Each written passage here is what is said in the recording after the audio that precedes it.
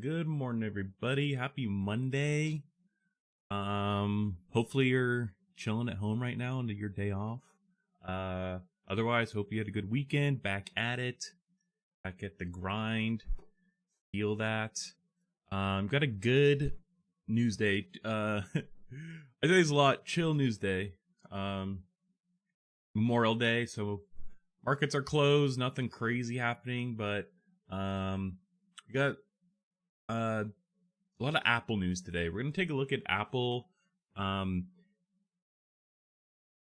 Apple's been kind of struggling, maybe not necessarily, for their own. No, it's definitely Tim Cook could have prevented this a little bit, but Trump. Obviously, the tariffs with Apple have been hurting their iPhone production, and there's been more recent direct threats from Trump about it. But more than that, Apple's definitely botched their AI rollout. They really, in my opinion, they aren't innovating as much anymore. They're kind of behind a bit. They've always behind, and they always kind of claim to reinvent the wheel, but really, it's like they're just not being as competitive, I think, as they really should, now that Microsoft and Google are kind of pushing a lot more consumer technology with this AI integration. And Apple doesn't really have any of that yet. And I think it's not necessarily that people really want it. It's just more so about making money and making value so that people do want it. But anyways, we're going to take a look at that. And then we're going to take a little closer look at stable coins. Banks. The big banks are potentially exploring a joint venture to create a stable coin. And this is not surprising, because that is essentially what Zelle is. To compete with like the Venmos and Cash Apps, the big banks came together to create Zelle, so that they could keep the money within their system. They don't have to deal with competing, I guess, with Venmo, PayPal, and the likes. Although PayPal doesn't Venmo, but you get the point. And so, there's a lot more talk about stable coins, especially as crypto is becoming kind of having another resurgence with the Trump administration and deregulation. So there's that to look at too. We're going to take a look at that. And then we have some other smaller stories if we have time. OpenAI is opening a new office in South Korea. I want to take a look at a concrete startup that is using AI to decarbonize it. It as in concrete, so we'll see. Found a cool article about some of the nuclear fission startups that big tech's backing, and then we'll take a look at this company called Dawn Aerospace that's building a space plane. So if we have time, we'll take a look at those last two, and then I have some other random small videos we can take a look at too. So let's jump right into it.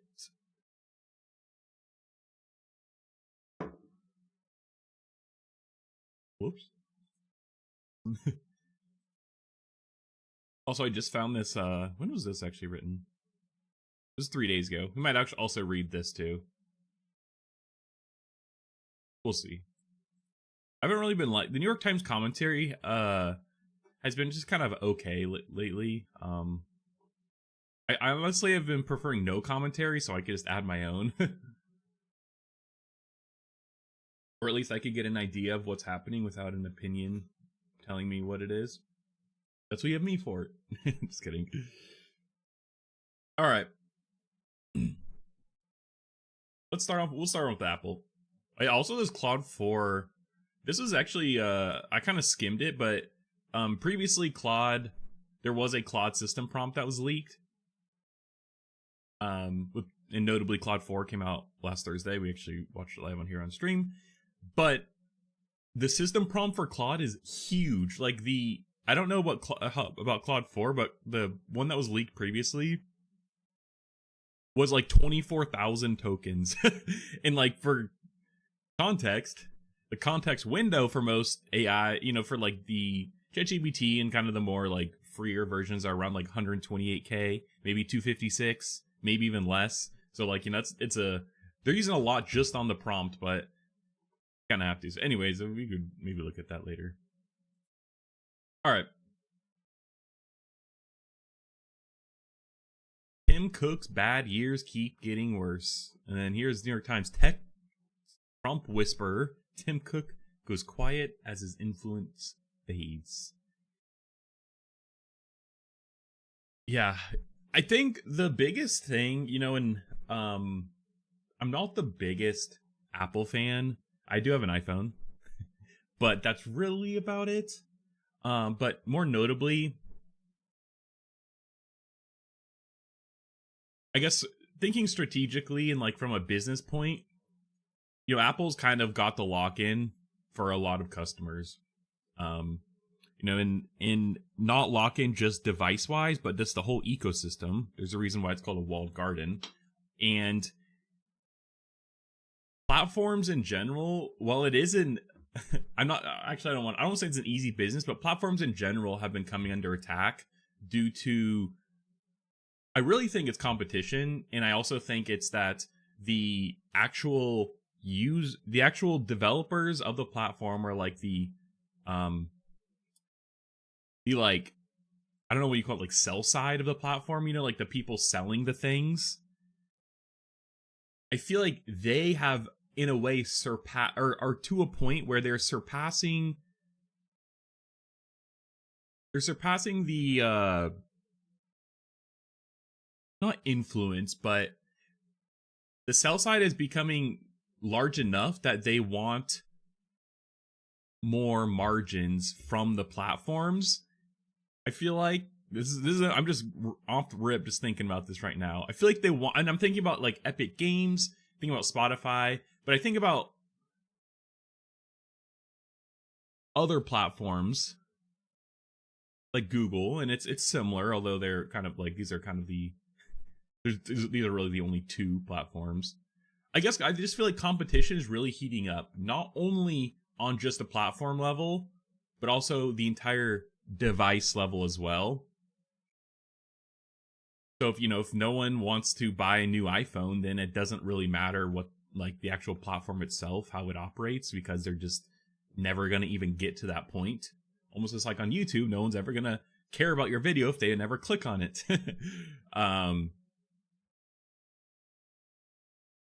I think Apple's really coasted post iPhone because they really captured that market, but also the stickiness of it early on by creating these walled gardens. And now that the walls are slowly being broken away, I imagine some sort of German reference, Berlin Wall reference. It's really showing that Tim Cook is a peacetime CEO, and I've seen this. I'm stealing from somewhere else, but I genuinely believe it's the best analogy. Tim Cook's the peacetime CEO. Now competition is very competitive market, and Tim Cook really, his skill is in supply chain and financials, and we need someone that maybe is more of a vision. I think going forward, Apple likely needs someone that's more a visionary, similar to kind of how Steve Jobs was, and Tim Cook shouldn't, I'm not saying he's not a visionary, but like, he's not. I am saying it, I guess. He's a logistics, efficiency, optimization kind of guy, and I think that there is still a place, like they still need that, but they need that what is next for Apple kind of vision. The Apple Vision Pro is kind of I don't know if failure is the right word, but like it didn't perform as well as they'd hoped, and we saw that in the sales. And honestly, they were kind of set up for failure too, because I think one of their partner manufacturers couldn't even make enough of the parts that Apple wanted, but it didn't even matter because they didn't even sell enough headsets. The Apple in general is definitely just behind when it comes to innovating quickly too. I mean, they just added USB-C, iPhone or two ago, and it was the old USB-C, and they only did it now likely because of the law, EU pushing them. They botched their Siri rollout. They are potentially going to get criminal contempt of court convictions if the attorney general in the Ninth District Circuit, the Bay Area judge rules because of them lying, and that came directly from Tim Cook. He was the tiebreaker. And I think developers now have just such a bad view of, I don't know, I guess me personally, I think that it's a bad view of Apple. I just think that Tim Cook needs to change things up a bit.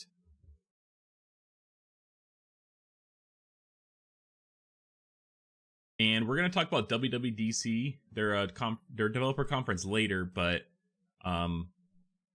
yeah, I think they kind of see that too, and hence the big UI change. But honestly, I feel like they just changed their UI. Okay, let's continue reading. Let's actually read about. That's kind of my thoughts on it, I guess. Just kind of some rambling. I think that there's more to say as about Apple as a platform. But I'm not sure if I have enough knowledge right now to for more strategy on that.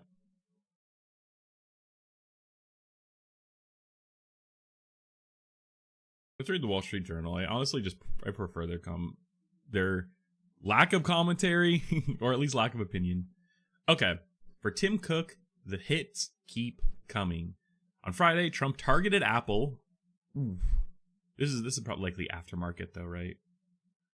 Targeted Apple with new demands that the company make iPhones in the U.S., spending 25% tariffs if the company doesn't comply. Rise and shine, Tim Cook. Trump whisper, Laura Loomer posted on X, reminding the Apple CEO he is at the center of the president's trade bullseye.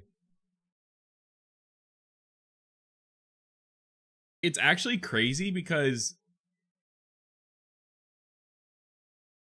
yeah, I mean, there's a lot of things crazy about this.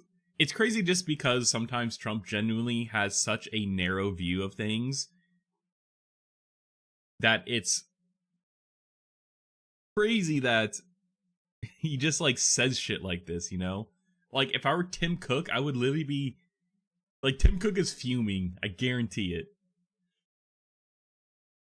That is just one of threats Cook has confronted in what appeared to be a no-good, very bad year for Apple. Aside from Trump, Cook is facing off against 2 U.S. judges, European and worldwide regulators, state and federal lawmakers, and even a creator of the iPhone. Jony Ive? To say nothing of the cast of rivals outrunning Apple and artificial intelligence. Each is a threat to Apple's hefty profit margins, long the company's trademark and the reason investors drove its value above $3 trillion before any other company. Shareholders were still Cook's most important constituency. The stock's 25% fall from its peak shows there's concern about whether he or anyone can navigate the choppy 2025 waters. Wow, I didn't realize Apple was down 25% from its peak. I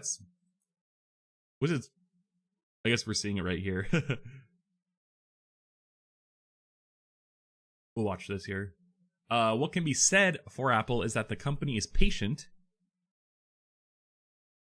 and that has often paid off in the past.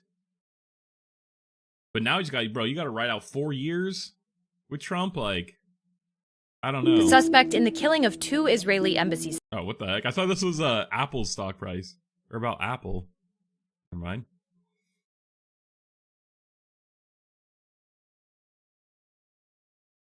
This past week, a key architect of the iPhone, Jony Ive, joined OpenAI to develop a next-generation device that weans consumers off screens.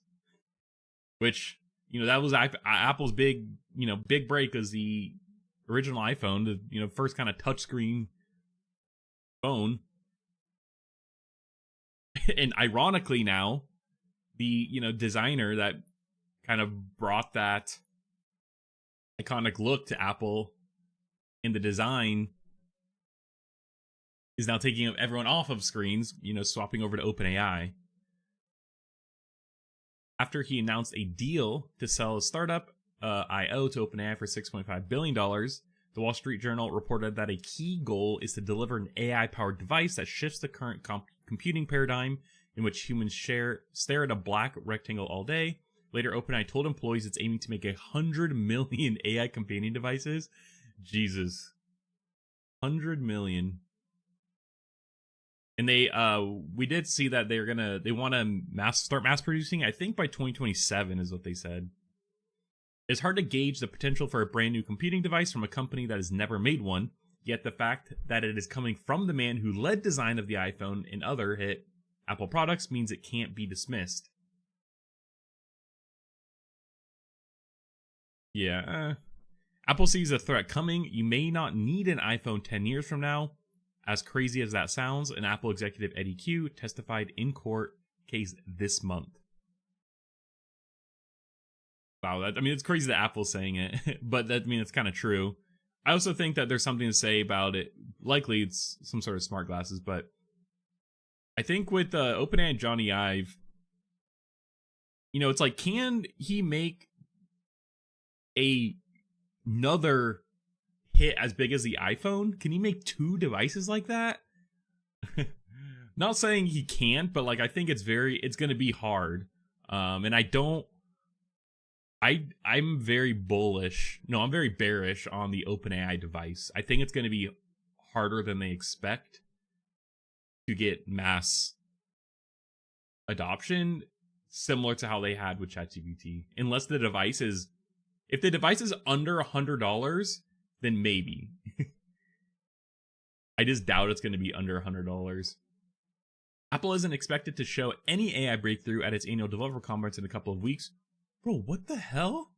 Apple's so behind on that then. And Cook said on Apple's recent earnings calls that a more personalized Siri assistant hasn't arrived yet because what the company has in shop doesn't meet Apple's high quality bar. Yes, and that's what I was talking about earlier. Apple botched this kind of Siri AI rollout, and they actually either fired or shuffled around leadership on the Siri team to kind of kickstart that back.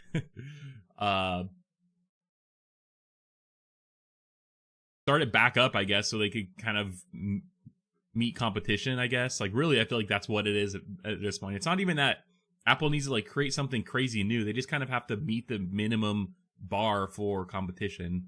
Apple's pushing it, so unfortunately, Google's pushing it, so unfortunately, Apple has to push it. But Apple has nothing to push. Their previous Apple Intelligence launch was, I have an iPhone, I don't even know where Apple Intelligence is, even if it's even on my iPhone. I'll just say that. That's how I feel about it. And I'm sure most people do too. The company, and it's also the shit that they did show was so gimmicky, so worthless that it was just there's no point of having it on an iPhone. The company might not need to be first in AI. It didn't make the first music player, smartphone, or tablet. It waited and then conquered each market with the best. A question is whether a strategy that has been successful in devices will work for AI. Yeah, and that's a good question. And I think that, I've talked a lot about like platform strategy, and that's really what we saw with Microsoft Build and Google I/O, is that they're taking advantage of their existing platforms to be able to distribute and push their AI products to users before they go and switch to someone like ChatGPT or some other, standalone AI product and leave the Google ecosystem, or they could push it to exactly where the user is, i.e., in likely all the places they don't want it. But now it's like it's there if they want to use it, so that they were less likely to flee to a different platform. And I also think that there's something about the data that you can collect with these platforms, and you could take advantage of that, especially Microsoft and Google, because of their extremely large distribution and platforms that they have. Google has all of their Google services, search, Gmail, Docs, YouTube. Microsoft has, 365, Windows and all their existing enterprise platforms. And both of them also have GCP, Google Cloud Platform, and Azure. They have their cloud platforms. So they have a lot of areas that they could push their products, especially AI, into. And I think that they could just take advantage of that. Now they're just taking advantage of that. And Apple, being someone who also has a very large platform, even though it's consumer based, they're much more slow and steady. I don't even want to say quality, because like they might be quality, but they're not taking advantage of this. And I also think that this is just a testament to Apple in general being very slow on software. I think that they, Mac might be, like, their operating systems might be good. I think that they've taken the acquisition strategy for software. They bought a lot of like native Mac apps over the years, and they aren't like pushing like as many consumer software products as someone like Google, to really take advantage of their platform. They have like Apple News, like the Stocks app, I guess. Have like iCloud, but it's like, what are they doing? Like, it's like, that's it, I guess. It's weird because like Apple is conservative, ironically, but they're not at the same time, They're conservative in one way, but not in another. Okay, Apple makes billions in revenue from its services business. And this is software. This is what I'm talking about. Services. Carrying gross profit margins north of 70% compared with less than 40% for hardware. And this is why, Apple's growing its services, its software business, because of these margins. But they're growing it with, in my opinion, non-unique products. I feel like, again, they're just taking advantage of the fact that people are use app, like the things that are just on their phone by default. And if you just use an iPhone, you're likely just to use other Apple products and Apple software, and they can take advantage of that. But that's the platform argument that I'm talking about, that Google and Microsoft also want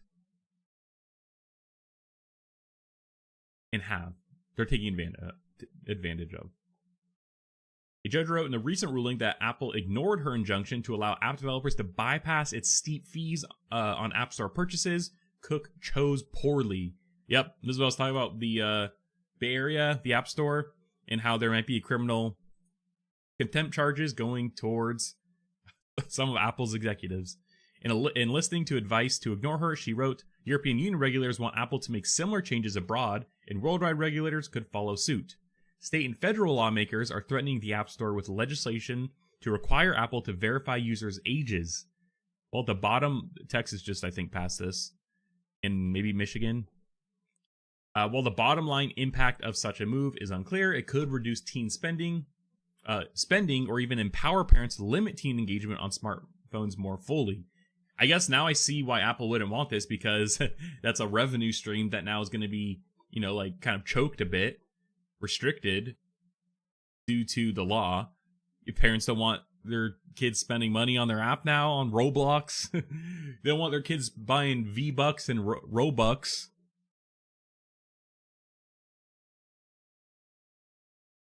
Then, they could do that and Apple's not going to get a cut. Is that what they're called? Robux?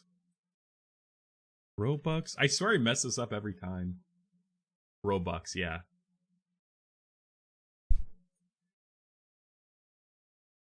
Meanwhile, the judge overseeing the antitrust case against Alphabet's Google could demand that the search giant stop paying Apple some $20 billion annually to be the default search engine in Safari, revenue that is basically pure profit for Apple.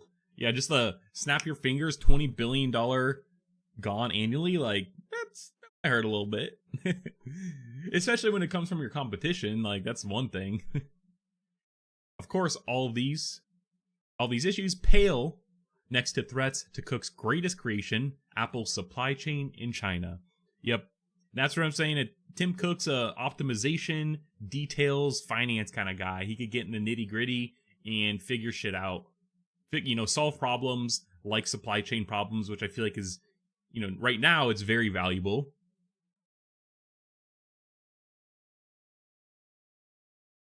But you got to have more than just that. You got to be, that's just bare minimum to survive. To exceed and thrive, you're going to have to innovate and do other things. Trump's demands notwithstanding, there isn't much Apple can do to move iPhone production, which remains centered in China, while shifting final assembly of more iPhones to India. Many of the components inside the device still come from across the Himalayas. The strategy gives Apple some flexibility to arbitrage different tariffs for US-bound devices assembled in the two countries. Trump wants a made-in-America iPhone. Such a device could cost over $3,000, so he's unlikely to get one. $3,000, bro. Like, unless Trump just wants Apple to fail and is just trying to sabotage them, like, this would no one would ever pay this price. Like, I gawk even at the $1,200 or whatever I paid for my 14 Pro Max.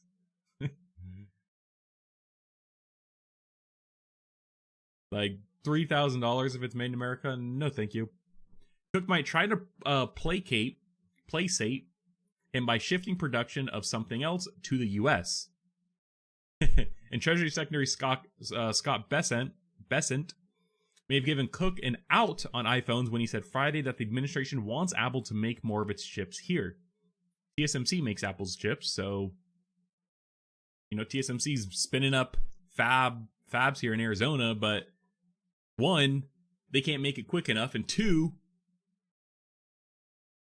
they still have to ship them to Taiwan to package and finish the chip. So it's not even finished here. Then you have to go ship it back. It seems, it's like, it doesn't really seem too efficient.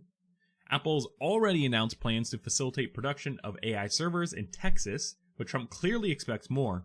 With frequent calls to the White House and a meeting there in the past week, Cook, it seems, is negotiating his next peace offering. Yep. He's being attacked on all fronts. Yeah, this is the peacetime CEO comment. I've seen this elsewhere though, but was shot across the bow. This is on Friday. Wednesday.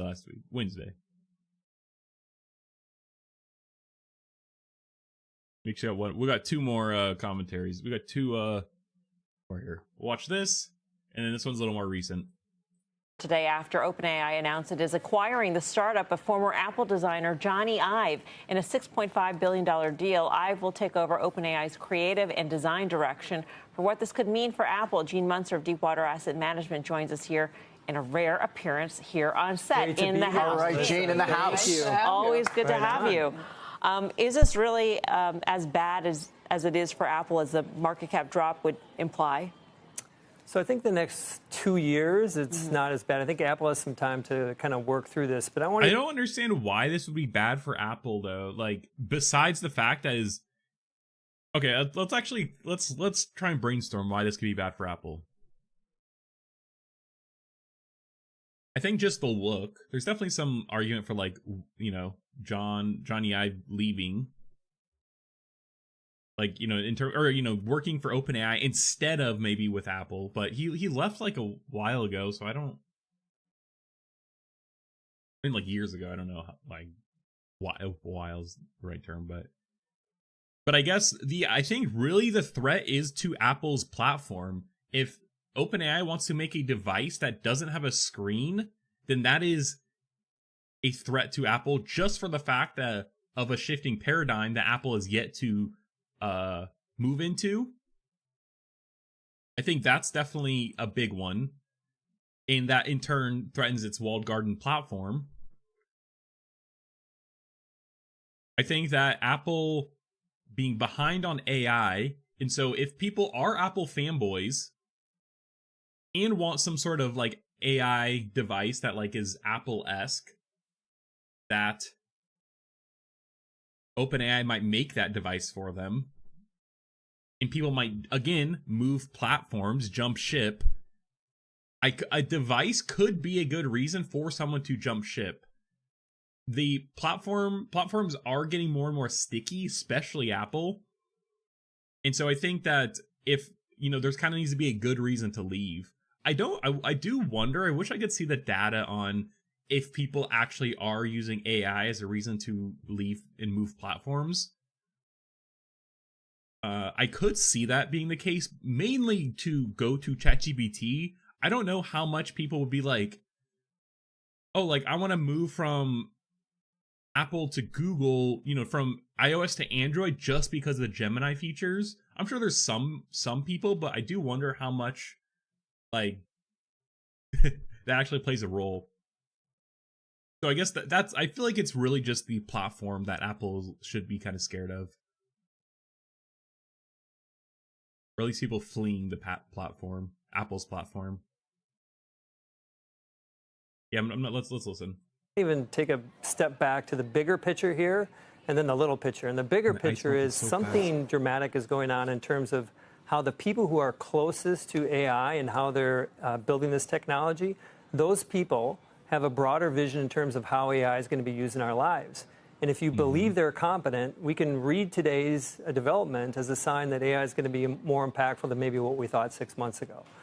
Second is that Apple and Google over the past 15 years have largely been unchallenged.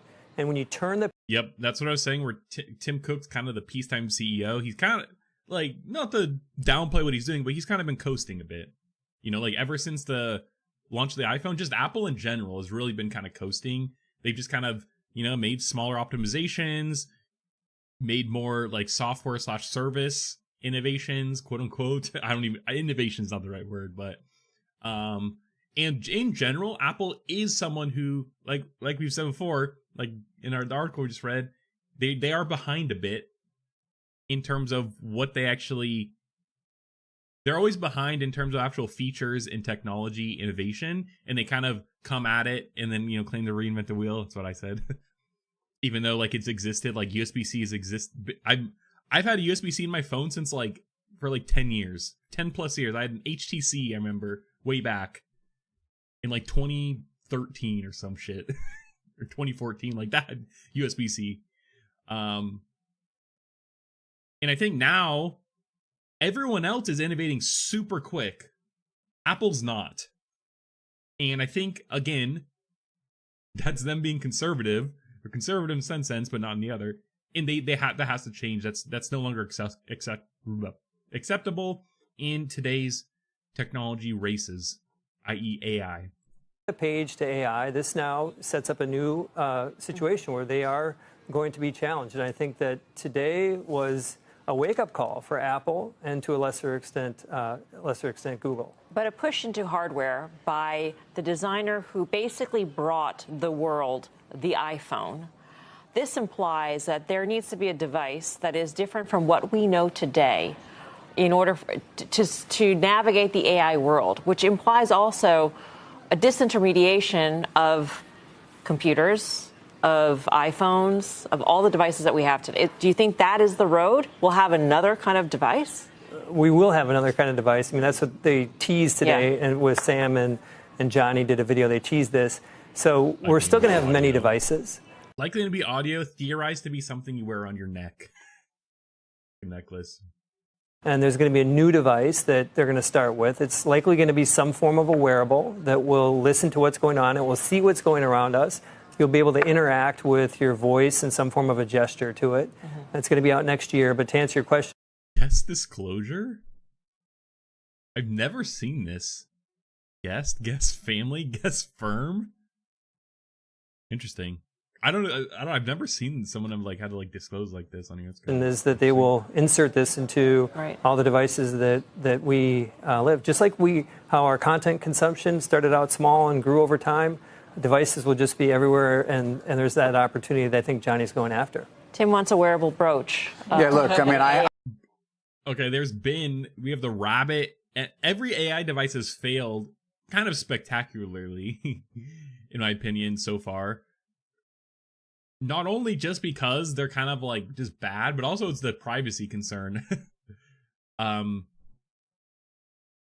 You got to kind of do something. I have a couple for a couple different occasions. I mean, but I know you're always quick to point out the 2.7 billion installed base and the dynamic there. And it just, that to me has often been where I've felt very comfortable with Apple, because I don't know that they need to win anything in AI. They just need to be serving it up to people in the platform from which they draw. Yeah, platform.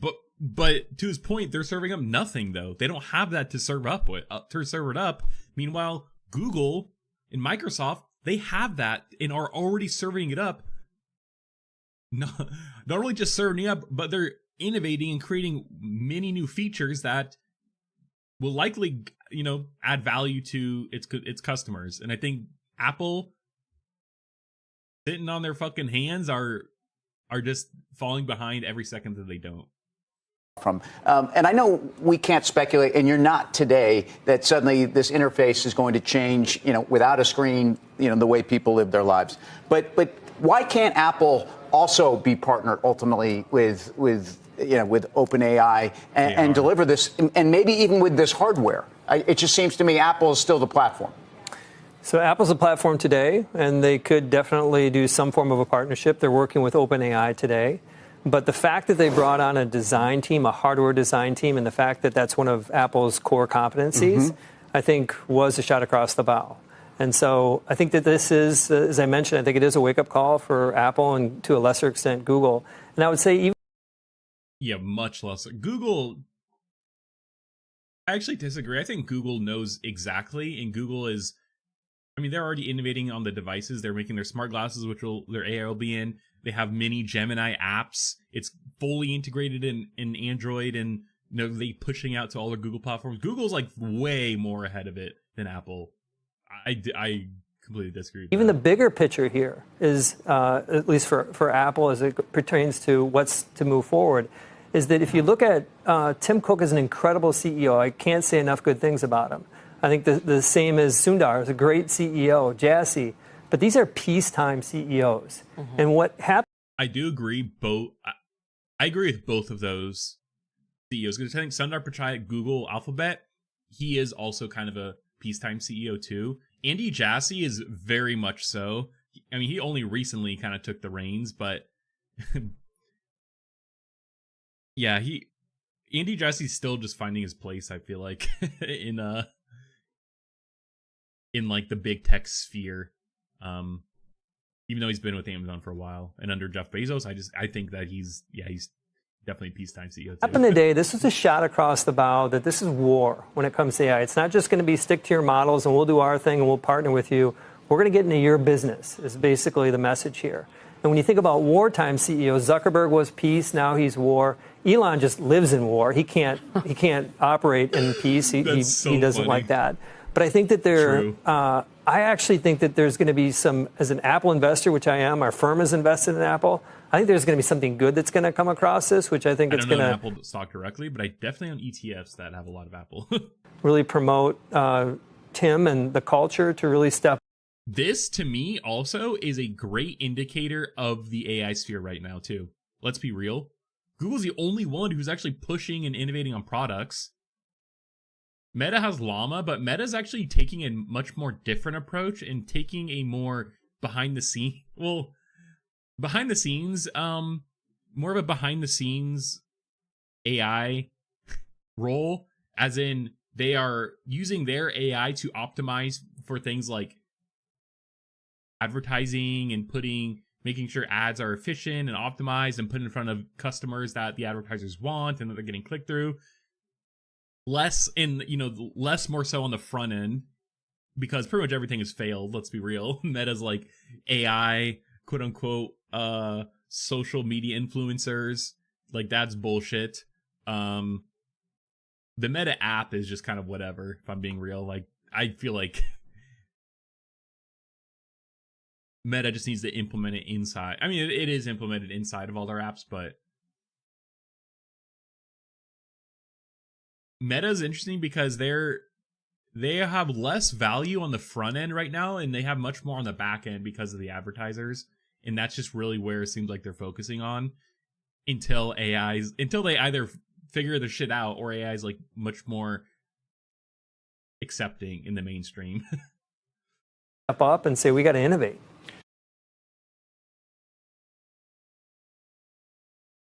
I've never seen this. What is this like disclosure thing? Innovate. Interesting. All right.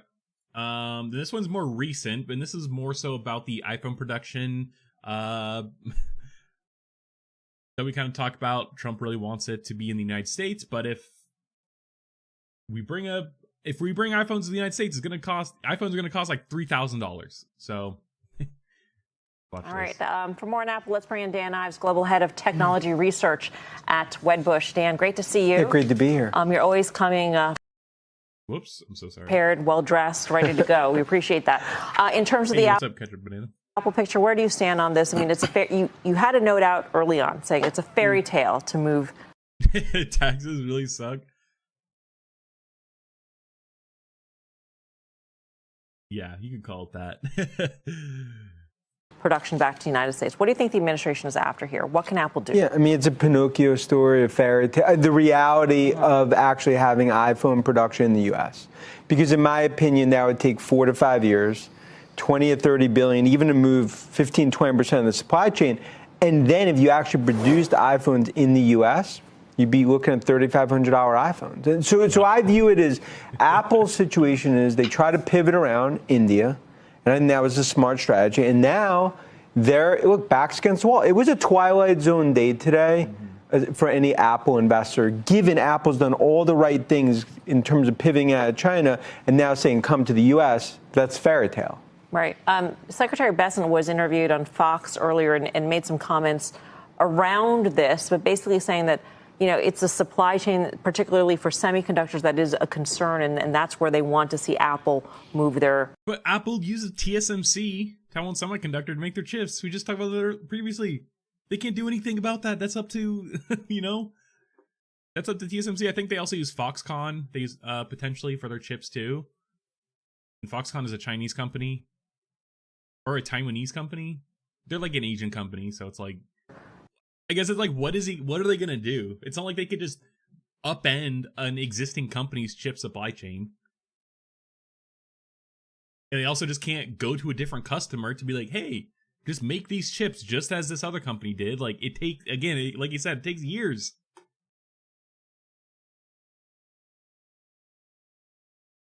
Lithium for the battery?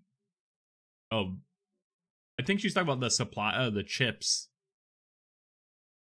Want to see Apple move their part of their supply chain back. Is there anything that Apple can do more surgically to satisfy the administration in terms of an investment on the semiconductor side in the United States? No, it's a great question. Look, just for someone like myself, 25 years, spent so much of my time in Asia, in China, Taiwan, Vietnam.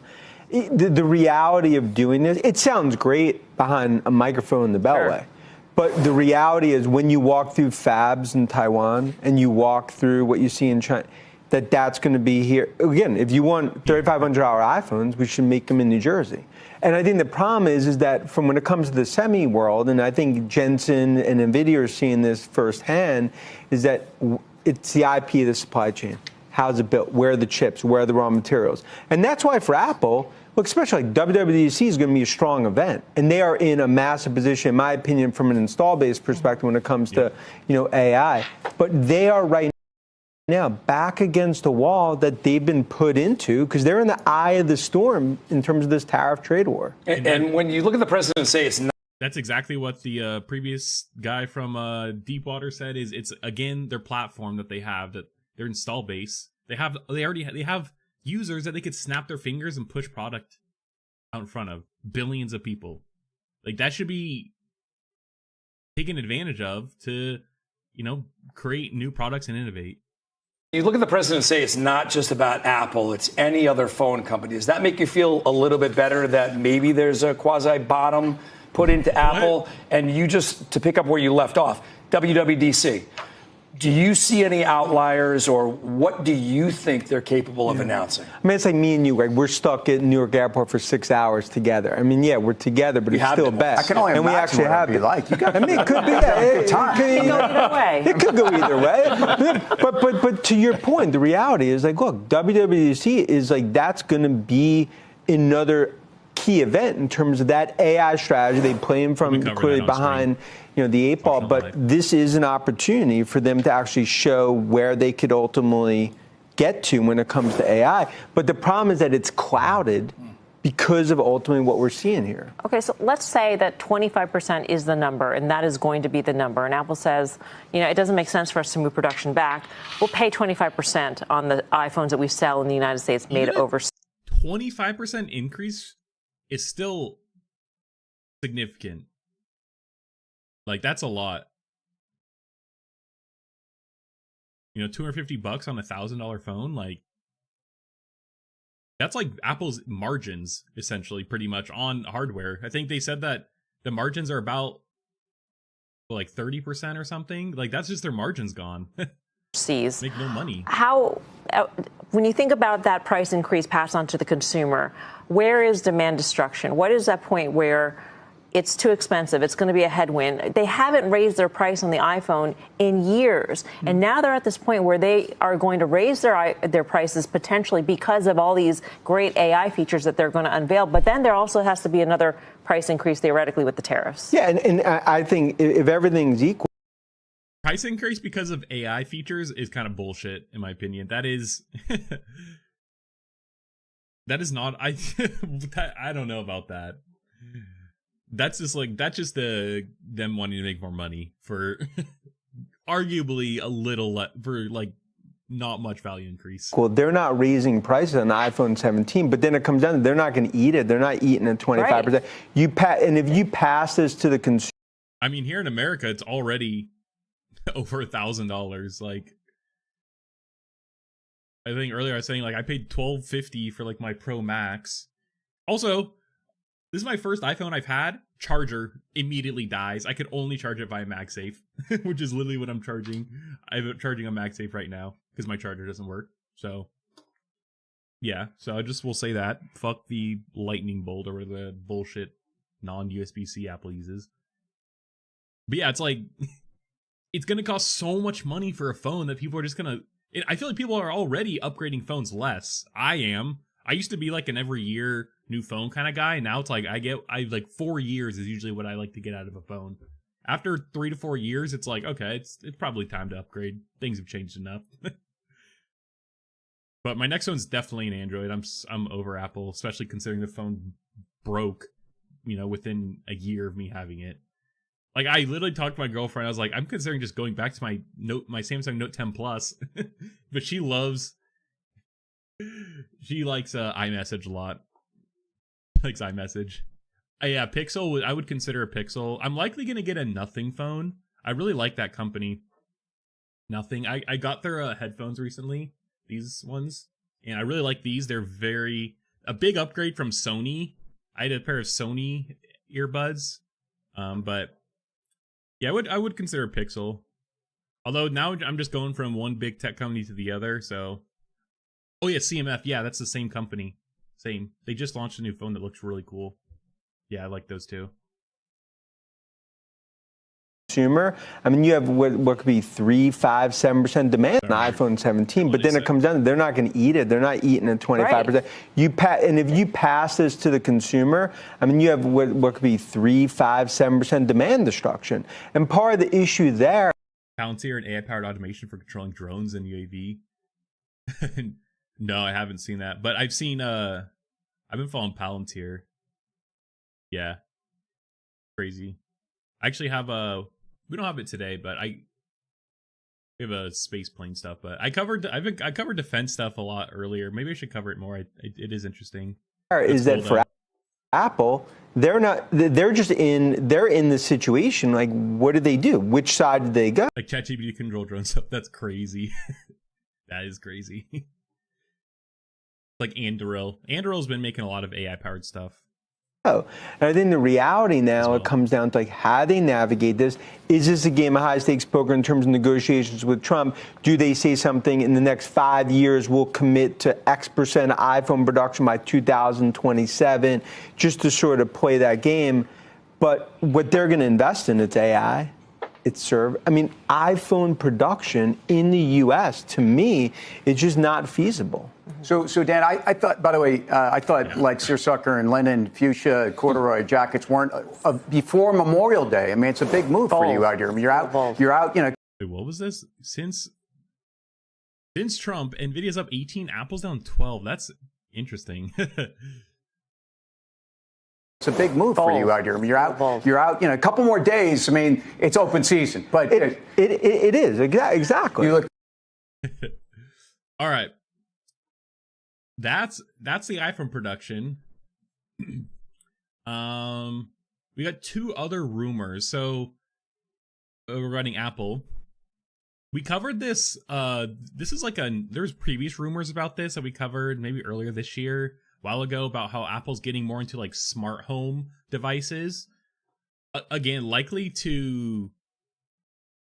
My take on it was that they're again trying to compete mainly with Apple, mainly with Google. Google has their Nest suite of products, and they have a Google Home type of device with a screen like this, like you could control all your stuff. Google has also pushed. Google also supports Matter, which is definitely Amazon too with Alexa. Yep. This standard here is supported by Apple too. We had Google, Apple. It's a smart home standard. So this is kind of like the big tech push, but I haven't really seen much of this like being really advertised. So I wonder if we'll see that. But regardless, it's just Apple's trying to now get into another place, which they don't have. I feel like that they do. I guess a smart home is interesting. Besides a compete, it's like I guess it's another device market that Apple isn't fully in yet, that they could easily get people to kind of accept and bring into the rest of kind of their workflow or productivity suite with like all the Apple stuff, I guess. The Apple is long rumored to be developing a product for the smart home. It'll still have a square 7-inch display, support Apple Intelligence, of course, and essentially serve as a command center for all things Siri and HomeKit. And what's that, Apple HomePod or some shit? That's like a thing still, right? Or like Apple HomePod? Or what's that like smart speaker that they launched? Yeah, this. Is this a thing still?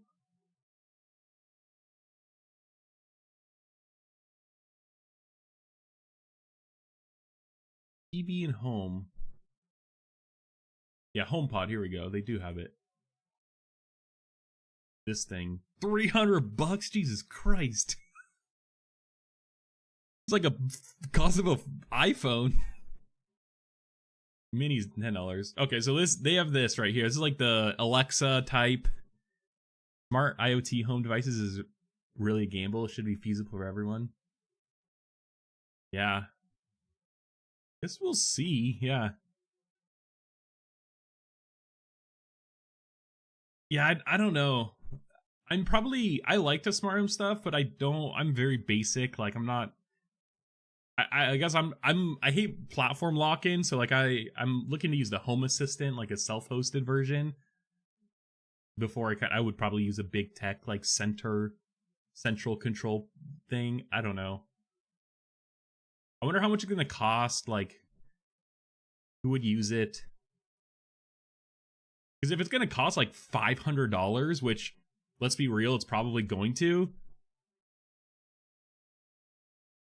Like, you gotta be kind of rich to even afford it. But I guess that's kind of who Apple does target. They want to target, like, more professionals. Upper middle class. Well, this product was on track to launch this spring. numerous issues that push that timeline now, according to Bloomberg's Mark Gurman. Mark Gurman, analyst covering Apple, has a lot to say, good things to say. May launch later this year. It's going to be 7-inch square display, camera at the top, rechargeable built-in battery, new Apple operating system, Home OS. In that, actually, the Home OS, like the fact that they're making new home, like new operating system for this, could be in line with major redesigns for Apple TV operating systems, because they likely could be switching to something that is more unified to align with this Home OS here. Heavy focus on video applications like FaceTime. And, well, bro, it's like that Facebook portal. I guess, like, having, like, oops, don't want to open names on. Facebook portal. Yeah, this thing. Like, this is exactly what Apple's launching. It kind of failed pretty hard. They launched several versions of it, too, I'm pretty sure. The Ring. Yeah, Ring. Although, I wouldn't be surprised if Apple launches their own version of a Ring. Yeah, here we go. This is what Apple's launching, right? This 10-inch screen display, camera at the top, thick bezels. So this is this is what they're launching. Now, I will say Facebook is not hard, like, you know, they're not as into hardware as Apple is, so I think Apple, you know, and they don't have as much of a cult following behind their devices, so, you know, could various reasons why it could fail, but we'll see.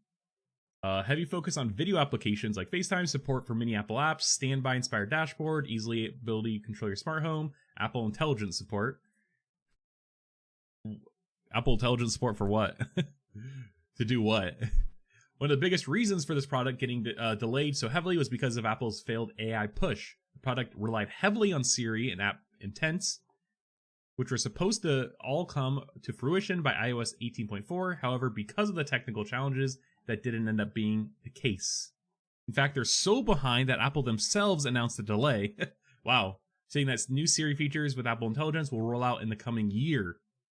Earlier this year, Apple started an internal testing program for selecting employees where they could take the product home and get a feel for it. Meta really got to stick with Meta. Meta Quest. Yeah. They need to stick with the VR, XR stuff. It's working really well. You know, the Ray-Ban glasses, the Quest. At least they tried.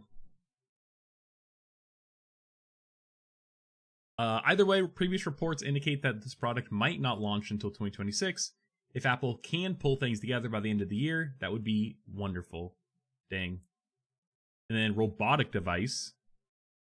On the top of the smart home hub, Apple's also planning a more advanced smart home display with a robotic arm and unique AI personality. A robotic arm for what? Just like to sit on the counter? Like, oh, like you're just there to, like, I don't know. Like, hold this for me. According to Gurman, this product will launch a year or two later. He also described this product as major priority at Apple. Though to me, its tight timeline, Apple has apparently pulled some bolder features from the robotic home hub. Robotic home hub. Gurman mentions that they may reappear in the future. Hardware upgrades. No further details were given. AI do Mark 1 Jarvis. Smart home stuff does fit well in the AI space now that I think about it. Especially if you have like a central hub that could be like the brain or operating system for like your AI controlling a lot of other smart home features. I could see that being cool and useful. I think for Apple's case though, them being definitely more of a hardware style company, software second, they might have to ride out some of these years while AI is still being figured out, and it's more of these like AI taking advantage of software optimization and working well on computers with software and everything before we get like more dedicated AI hardware, but also people really just trusting like the AI in the hardware, potentially kind of always, being there listening. I know that's what like Alexa and every like stuff already has, but I feel like there's just there's less trust when AI is slapped on it. So Apple maybe has to like ride out a few years to get AI technology to a better spot, AI like software technology to a better spot, so that they could then make the hardware to take advantage of the software. And I'm also thinking like even like robots and stuff. If Apple is really good, Apple being good at hardware, and I could see them eventually having like robots, assuming also that they even survive the next 10 plus years, and a Google or OpenAI doesn't swallow them. I bet you they'll survive somehow, but maybe they just got to ride out these waves until the shit gets ironed out so they could start making hardware again. Or they just got to figure their shit out. Tim Cook needs to, I don't know, take a little more risk. And then just a quick here, WWDC, Worldwide Developer Conference. We'll be watching this. I'll be live streaming it here on stream. I think it's in June 9th. Yeah, June 9th. We'll be watching. Apple's gearing up for a sweeping set of announcements at WWDC, kicking off June 9 as a reported by Bloomberg's Mark Gurman. We've been hearing about a significant redesign coming as part of iOS 19 for iPhone and iPad, as well as design updates for macOS 16 too. However, it turns out that Apple's ambitions are even greater. In the latest edition of his Power On newsletter, Gurman said that both watchOS and tvOS will see significant redesigns, and visionOS will get a touch-ups as well. It's crazy that visionOS is getting touch-ups when in the visionOS, it's likely that the visionOS and tvOS and watchOS are gonna like just conform more to the iOS and macOS redesign. Like less that it's probably like new stuff. Also, it's crazy that they're still updating visionOS and like putting effort into it when it like I swear they don't even like who uses that, like the Apple Vision Pro. This means Apple's new modern design language, and this also comes just as also Google updated their design language. I honestly hate Google's. I think it's very plain. I can't even remember what it's called. It starts with an M. But they just updated theirs, Google, so I guess it makes sense. Apple should now. Apple's aiming for a degree of consistency and unification across its operating systems. Users can expect more liberal use of transparency and glass-like materials. Of course. Although I do kind of like the gloss, like the glass kind of aesthetic. It looks very clean. It has a little less personality than I would like, but I think it looks good. Fits Apple's aesthetic and brand. Changes the navigation hierarchy inside apps, new icons, and more. I feel like they just redesigned shit though. Material design, that's what Google's is. Material design. You can see some of this hinted at in the WWDC artwork pictured above. And also, Google did also just redesign their G logo to be more gradients that are kind of like this. I wonder if that's actually like a hit or like they knew Apple might be doing that too. But also, this just looks like basic Apple design. I don't really even know what's different. Like, it looks like it just fits with their current design system. Expect to see the same tones and translucency glass elements in the operating systems. Oh, here you see some of this hinted at WWDC artwork, which features a glassy, reflective 3D icon of the Apple Park Rainbow stage. Oh, I guess it's kind of hard to tell that it's like that. While Apple Watch software has been revamped several times, the operating system for Apple TV has stayed relatively unchanged since it was introduced in 2015. Right now, tvOS also feels pretty distinct from the visual design language employed on iOS. Sounds like that may be about to change as all the platforms' looks are brought closer in the biggest Apple OS visual overhaul since iOS 7. Holy shit. Much of the redesign is expected to be inspired by the visual style reintroduced with Vision OS and Apple Vision Pro last year. However, even that will see some UI adjustments, according to Gurman, as Apple looks to bring design harmony across all of its platforms. We'll see all this officially unveiled in 2 weeks. Stay tuned to 95 Mac, bringing you coverage. Okay, cool. 10 a.m. Pacific on June 9th. We'll be watching this. Let's actually add it right now. Let's go. We also have a Summer Games Fest on June 6th. What is this? June 8th? Oh, and then we got Xbox Showcase June 8th. June 9th, we got WWDC, 10 a.m. PST. Sweet. All right, that's got a lot of Apple news. Let's move on to some stablecoin news. So, I've been stablecoin pilled this year. I like stablecoins because they give you the benefit of cryptocurrency without the volatility. You know, you could have a programmable currency, which is very useful. You could set certain conditions, you know, especially with smart contracts. So when certain triggers happen, you could have payments go out. You could add logic now to a currency. I think it's valuable, and I think that there's cool use cases, if nothing else, just for the simplicity of sending money. But I think once we kind of I said the other day, like, the agentic web is a crypto bro's wet dream, because genuinely, unfortunately,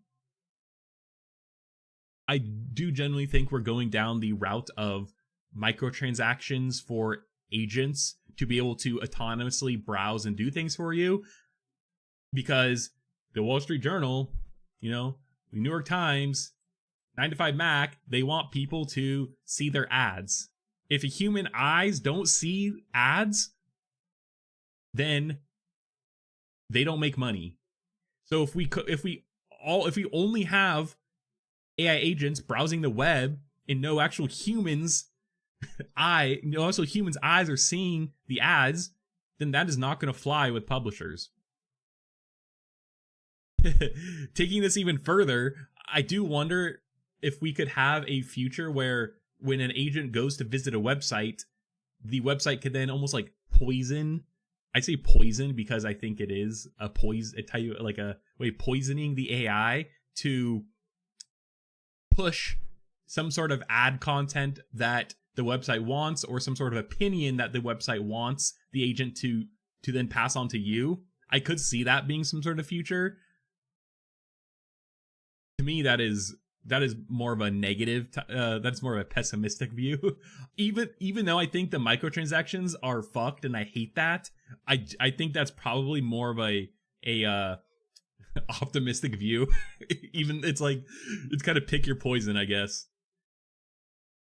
Assuming it's like cents, I don't think that's that bad, because you're already likely going to incur costs via like API, you know, using like some sort of open router, or just OpenAI API, Claude API, Gemini API, and it does cost like cents per run, you know. So like you kind of just add on to that, and it's, especially as a developer, you're kind of just like, it's whatever.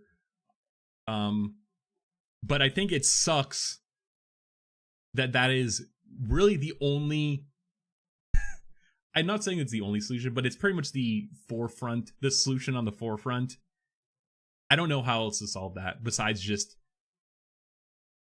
not having anyone ever, like, you know, the publishers make money, but like they would just never be incentivized then to start to publish content, and we kind of need news. And anyways, that's why I think the agentic web is a crypto bro's wet dream, because this is what they wanted all along. They want no ads. They want microtransaction payments. AI's somehow saving the crypto industry. Not that it necessarily needs saving, but so anyways, bringing it back to stablecoins. Stablecoins, in my opinion, would be the solution to that. You would use some sort of stable coin so as it doesn't fluctuate in value. You put $10 in there, you will have $10, by the time it comes around to spending it, versus, you buy $10 Bitcoin, could be worth $50 at the time of spending, or it could be worth $2. It's much more volatile. So I think stablecoins could be the savior for agentic web if we do go down the microtransaction route. And I say savior because I think it ultimately is a safer, less risky, volatile way to just store money value that could then be spent later programmatically. So anyways, yeah, I think that's my kind of take on stablecoins, and a reason why I see it being valuable besides the other ones I listed. Okay, now there's lots of legislation recently about stablecoins. Other big banks have gotten into it. Circle, who's the issuer of the USDC, they've been wanting to IPO, although there's also been talks about them potentially being acquired too, so not sure there. But now it's like big banks want to get together to create a stablecoin, similar to what they've done with Zelle. Nation's biggest banks are exploring whether to team up to issue a joint stablecoin, a step intended to fend off escalating competition from the cryptocurrency industry. Now, JP Morgan already has a stablecoin. Where's that? Goldman Sachs. Fidelity has already gotten into stablecoins. So it looks like the conversations have so far involved companies co-owned by JP Morgan Chase, Bank of America, Citigroup, and Wells Fargo. And other large commercial banks, according to people with familiar matter, those including early warning services. Okay. This is similar. This is like fraud. The operator of the payment system, Zelle. Okay. Yep. So this is the same group as Zelle. And the clearinghouse, the real-time payment network. This is a company? I thought early warning services was like a thing. Yeah, here's Zelle. What are the, I thought early warning services was like early warning, like fraud stuff. Yeah, it's owned by the banks: Bank of America, Truist, Capital One, JP Morgan Chase, PNC Bank, US Bank, Wells Fargo. Pretty much everyone who they just talked about in this article. The bank consortium discussions are in early conceptual stages and could change. Any final decision would depend on the fate of legislative actions around stablecoins and other factors, such as whether the banks find there would be enough demand for them. I actually think if there would be demand, but I think it goes back to just cryptocurrency in general. I'm big on, I think the crypto industry is not doing enough to build trust. And I actually say that with AI industry too. It's like I have a little short form / long form video on my channel that I talk about essentially how the AI industry should prioritize trust over everything else. I still believe that. I still think that that should be their top priority. I think crypto industry, if they genuinely want mass adoption, they should be focusing on trust too. The problem is, who is right now the biggest pioneer or the biggest pusher? Who's pushing crypto the hardest? The President of the United States, who is also borderline scamming people via pump and dump with cryptocurrency.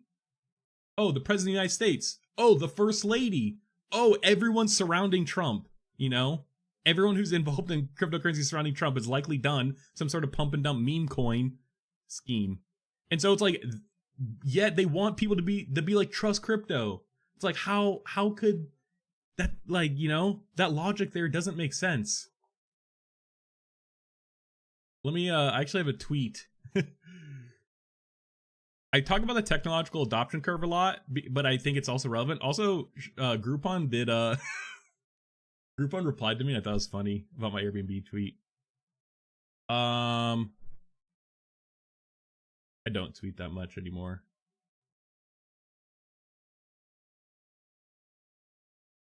Where is it? Jesus Christ, bro, this website is so fucking slow.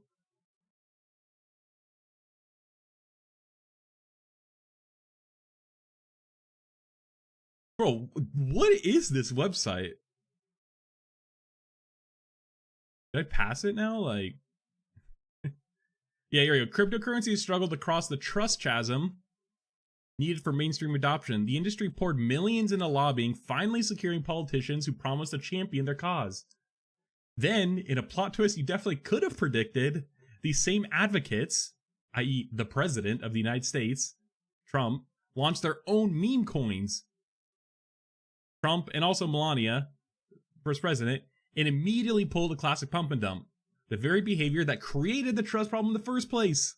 You can't earn the public's trust while proving their skepticism right. Till the crypto industry addresses its fundamental trust issues, it will remain a purely speculative rather than a truly revolutionary technology. I still believe this. This is in January.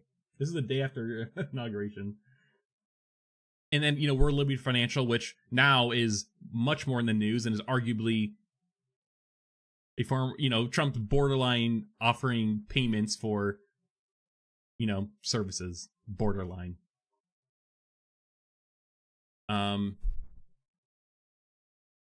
So yeah, I guess stablecoins could be the savior. But I think the fact that it even has cryptocurrency named attached to it, it could still like struggle in that sense. So yeah, I'm still bullish on stablecoins, but I think again, it's more so the mass adoption, getting someone who doesn't know that much about crypto, and maybe all they know is how crypto is used for scamming or like, you know, the black market or some shit. And they don't really care about like the actual good side, you know, they more optimistic use cases for it. So yeah, I think again the banks taking this on and making it more mainstream is a good step. But I think that they should be doing more to help people understand how it actually works and what's going on, you know, again, which is a part of just building trust. Okay, so banks, side tangent, but yeah. Banks have been bracing for the possibility that stablecoins could become widely adopted under President Trump and siphon away the deposits and transactions they handle, particularly if big tech companies or retailers get in on the action. Yeah. I mean, even the likes of like like the neobanks, PayPal, Venmo, or I guess they're owned by the same one, like Cash App. Cash App is 100%, which is owned by Block, which is, you know, Jack Dorsey, who created Twitter, who is extremely pro crypto. That's like his entire company's called Block because of like blockchain. Like they're likely gonna, you know, introduce more crypto features. PayPal definitely will.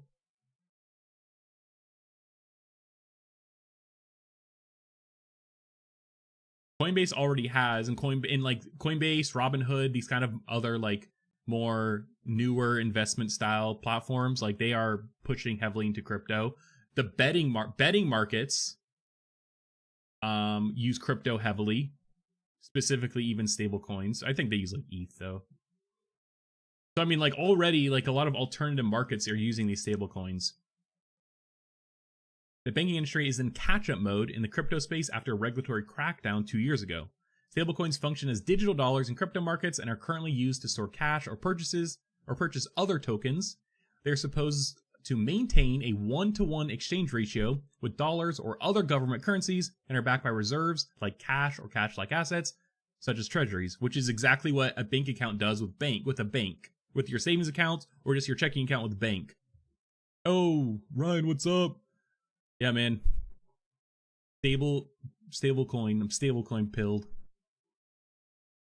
Maxi? What's that one? Bro, stable coins for the agentic web. Is Maxi a stable coin?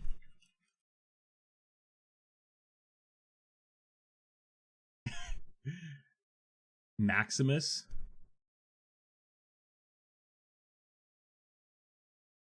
Term for a believer? I've never heard of that. What does that mean? Yeah, you're more into the crypto space than I am.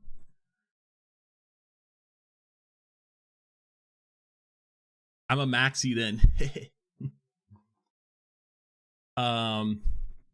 Yeah, banks see an opportunity for stablecoins to speed up more routine transactions, such as cross-border payments, and that's exactly what crypto is primarily used for now, let's be real. that can take days in the traditional payment system, there's still some skepticism about the security of stablecoins and regulatory implications getting involved with digital assets. Some people said, yes, but this isn't new. And stablecoins are likely just going to be treated like more traditional finance. That's actually what the legislation that was being passed regarding that was about.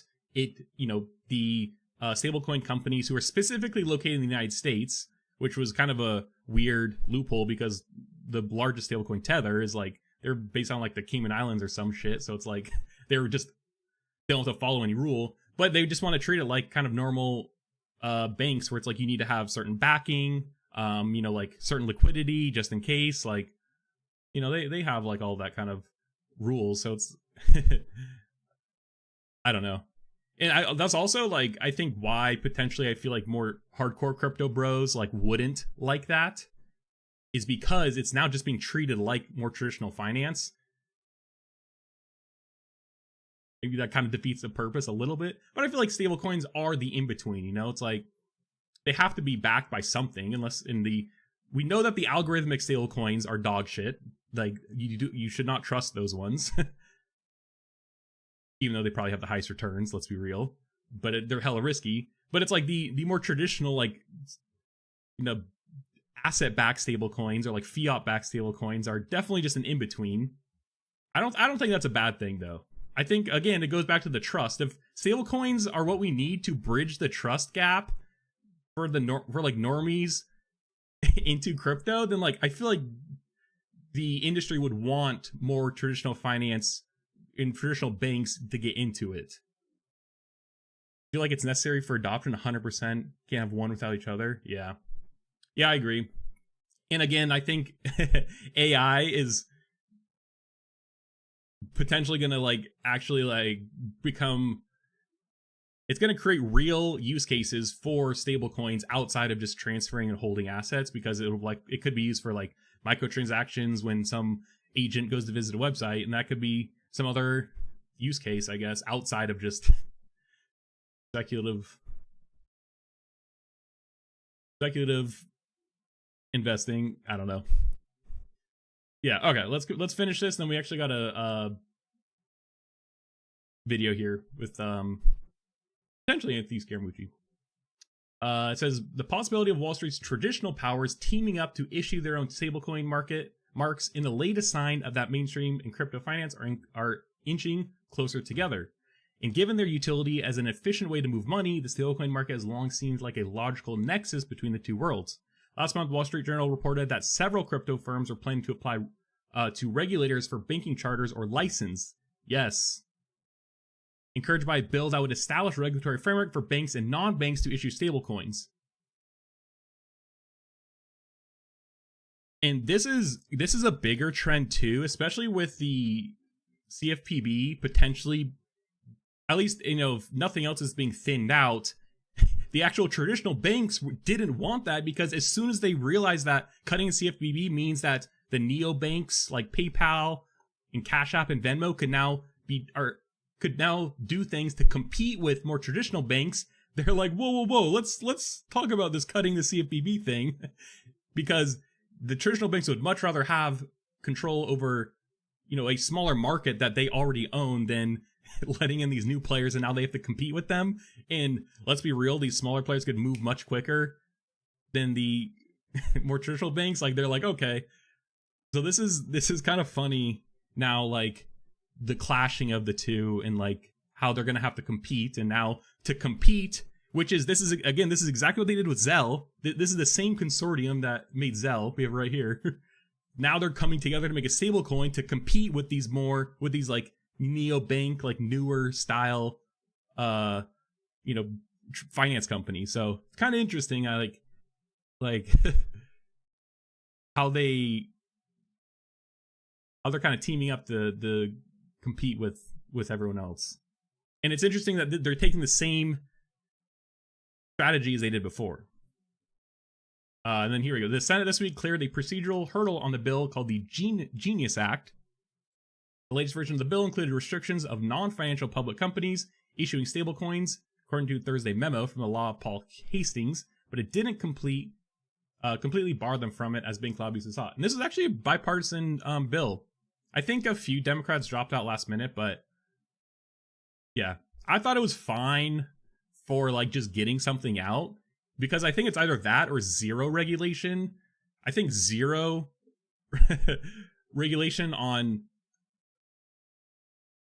something that more traditional banks now are getting into is just I feel like it's a setup for something bad to happen, I guess. I don't know. But I think that this is like a good in between for now. And also considering that it was bipartisan and how much crypto owns like the House right now, I think that is surprising.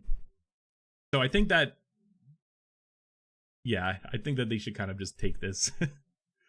In March, the Trump family's ruled Liberty Financial said it would launch a stable coin. Yeah. Trump also launched a meme coin. Yep, that's what I was talking about. Posted its biggest holders to a gala dinner Thursday. One bank consortium possibly that has been discussed would be a model that lets other banks use the stablecoin in addition to the co-owners of the clearinghouse and early warning services, some people said. Some regional and community banks have also considered whether to pursue a separate stablecoin consortium. According to people familiar with the matter, such a venture would be much more difficult for smaller banks. Yeah. Yeah, this is interesting. This is actually a very quick article, but there's dense lot here. I guess I also just have a lot to say. Okay, let's talk about it. I'm surprised no one has talked about AI yet in terms of microtransactions and using something like stablecoin. I see that as a savior for it. All right, let's watch. We got CNBC up to 111,000 for a brief moment. Right now, the cryptocurrency trading about 110,716. Join us right now, Anthony. Yeah, what's Bitcoin at? This was a few days ago. What's actually Bitcoin at today? 109. 109.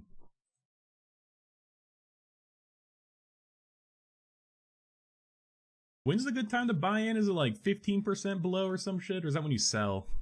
I've been wanting to actually get some more Bitcoin. I recently did bought some more stock, but I need Bitcoin. I need more crypto. Founder and managing partner of Skybridge Capital. Explain the move, Anthony, because we've now diverged again from all sorts of things. It seems to go along with something, and then it seems to not go along with things. So if I could really explain. Yep, same, man. The move, Andrew, I would stop working. So I can't explain the move. What I can say, though. Sometimes it's like the questions, like, he's like, bro, if people could predict the stock market, let alone cryptocurrency, bro, they'd be. So is a bipartisan commitment to stablecoin legislation, the Genius Act. And of course, you have the Stable Act coming up. I know Joe Kernan's got to love the fact that these two acts are called Stable Genius. Am I right? So yeah, you've got exactly. the two, right? So you've got the stable. The main coin is Covfefe, isn't it? Yeah. So you've got Joe. I know you love stable and genius when those words are stable put together, but these are two. The shoe fits. Listen, it's a bipartisan act, and I think it's putting to bed the idea that we're going to have a partisan issue around regulation in Bitcoin. And by the way, this is really along the David Sachs theory, where we've got to make Bitcoin bipartisan. If we're really going to create a crypto reserve for the United States, and you guys know this, we have states now that have passed crypto reserves. Wyoming. Country. We covered that stream. There's another state, I feel like I was looking into it, although it's kind of it's kind of a meme. I don't know. I don't really know what that does. Like, how does that help your citizens? Three sovereign wealth funds are buying it. And so this sort of paves the way for a bipartisan commitment to Bitcoin, but it also opens up pathways for foundations, endowments, institutional investors. And so, Andrew, I think this move is Bitcoin, when you're looking at it as a capital allocator, it's sort of the problem is the institutional investors are buying like the spot ETFs. They're not actually directly investing in Bitcoin themselves. I don't know how much I would want like my pension. Like, I think a small percentage, sure, to have Bitcoin, but like just to be like risk averse. But like, I don't know how much I would want my pension to have Bitcoin right now. Especially if I'm retiring in the next few years, I'd be like, all right, guys, let's like Dow of crypto. And so therefore, people are taking a toehold position. It's thinly volumed in terms of the amount of supply that's out there. And that's what's pushing the price up so aggressively. In terms of what's going on with the president, and I know you have particular views about the president, but I imagine there's got to be some views that are actually, I mean, you've had a criticism of him, but some positive views. He's having this meeting or dinner with all of the crypto world. What are we supposed to think about that? Yeah. And I've had this conversation with Joe. There were some things he was doing in the tariffs I didn't like. He paused the tariffs. I came on the air and praised that. I'm actually going to be anti-Trump. He's done a lot of good things on the crypto piece. He's done some good things for the banks. He set up a course for some deregulation that I think is positive for growth. But alongside of that, unfortunately, you're picking up some of the meme activity, or you're picking up the notion that the president's actually going to be out there measuring people's wallets in his own meme coin to provide him access. And so, listen, it's probably inside the spirit of the law, Andrew. He's giving him, in my opinion, he's giving him way too much benefit of the doubt. I mean, it was pretty, like, it is exactly what he did, though. They're like, he got the top people who bought his coin and invited him to dinner. That's exactly what he did. I feel like he's like, oh, you think the president's gonna like measure? It's like, come on, dude. Like, that's exactly what happened. Like, it's in his own meme coin to provide him access. And so, listen, it's probably inside the spirit of the law, Andrew, and the letter of the law, if you will, but it doesn't feel right to a lot of people. And I just think it slows down. It gums up the works for crypto, and it makes people think of the unseemly side of the blockchain and crypto as opposed to the positive. So I'm not in love with the dinner. I'm sure there are people on the president's team that are not in love with the dinner. Probably not going to be as candid as I would be about the dinner. But that's the president. And so what are you going to do? When you're at the Trump buffet, Andrew, you got to eat everything. You got to eat the meme coin alongside the positive stuff that he's doing too. There's no a la carte menu when you're dining with Donald Trump, particularly on these types of things. Yeah. Anthony, the pomp was on yesterday. He was back to fiat and, the rush to the bottom and devaluation. Everybody, printing. Pomp's opinion, though, is like, sometimes he's kind of just like blindly saying shit. I don't know. He was saying that's still going to be. He has good ideas in some things, but bro, tariffs and stuff like this, I don't trust his opinion. I'm sorry. In the end, the 21 million Bitcoin that are available, that's still going to be the overriding impetus for Bitcoin to continue to go higher. I don't know. Yeah, listen. Well, I heard the interview. Because obviously, I watch you guys. I also got the shout out on my birthday, Joe. I saw that you and I.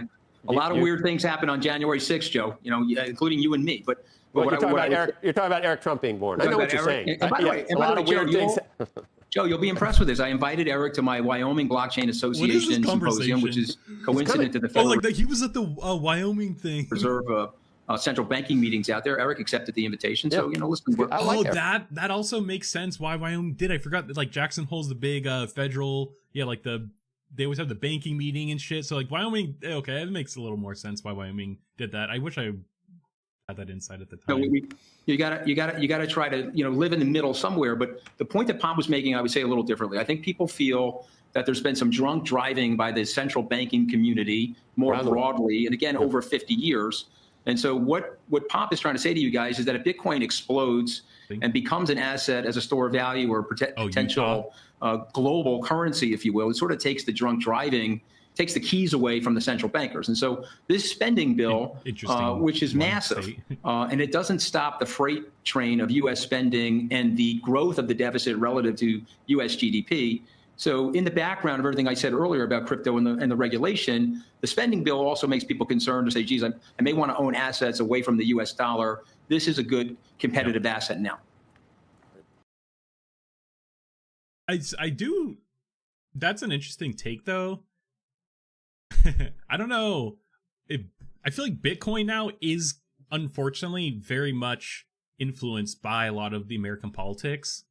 So I think even if you are trying to diversify away, I don't know if Bitcoin specifically is the best choice to get away from America with how much, it's a forefront of the current administration's policies. But I recently I bought a European stock, first one in a while. Actually, second one this year. But because I'm kind of want to diversify away a bit. Having all my eggs in essentially American big tech company is not it's probably like reasonably safe, but I still feel like the short term, next few years are going to be a little bumpy until things get figured out. So, yeah, I agree with that. Though. Anthony, one last thing, and I know you're. I think you're. I don't know if you're a Bitcoin maximalist, but you're focused on Bitcoin. Is that what is it, the maximalist? I'm curious where you land on stablecoins because it feels like is a maxi like a effective accelerationist for AI, like EAC. That is the next sort of place this all moves. Like true believers. Well, so I'm a big fan of stable coins. I think that you'll lower the cost of transactions globally, and you'll help the unbanked, Andrew, with the advent and the proliferation of stable coins. I also think Bitcoin Max, someone who believes BTC and everything else is considered shite. All right. Do you like, as in like, it's like Bitcoin's really the only cryptocurrency that's actually like valuable and like has growth potential, I guess. It seems like Ethereum's kind of not as cool anymore. And Solana and XRP are kind of more of the like building platforms versus like Ethereum. I don't know. That's kind of my take on it. I haven't really been following outside of Bitcoin and kind of mainstream news. I think it helps dollar supremacy because if you look at these stablecoin companies, whether globally, and you'll place this all moves. Well, so I'm a big fan of stable coins. I think that you'll lower the cost of transactions globally, and you'll help the unbanked, Andrew, with the advent and the proliferation of Visa and MasterCard have to be in stable coins already, right? Stable coins. Like if the low fees on stable coins is, if we could start bringing payment systems like our, like Visa, like a backbone payment systems onto lower fee platforms like stablecoins, and really I guess just blockchain in general. I guess that's more so the blockchain use case, like validating and shit. But Visa and MasterCard would be scared. Visa, I feel like they had to have stablecoins already. This is a month ago. Bridge partner.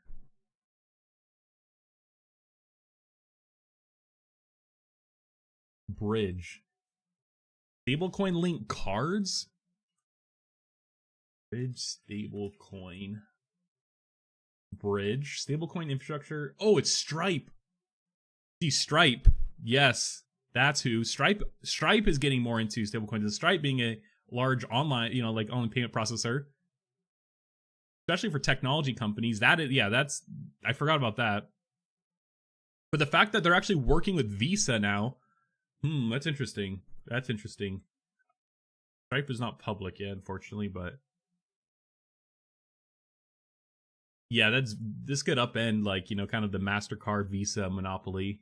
Payment monopoly. I also think it helps dollar supremacy because if you look at these stablecoin companies, whether it's Circle or Tether, or you pick other stablecoin companies that are growing, in their reserves, they own a lot of U.S. dollar-denominated assets, specifically U.S. Treasury. I think Tether, I think it was reported that they own more treasuries than Germany or Japan in terms of the inventory of treasuries on their balance sheet. So really, to me, bro, Japan, I think, is the country that owns the most like U.S.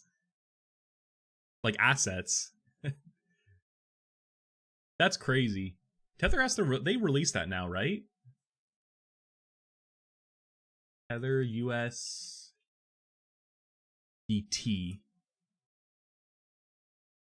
Right? Yeah, USDT. Transparency. I think I swear they say. I wish they just had a total. They're on like every network.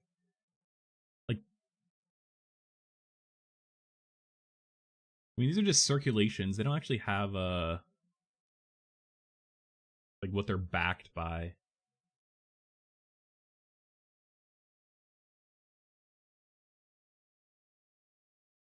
I would be curious, like, to know exactly how much. I mean, assuming if this is their total assets and they own like 20%,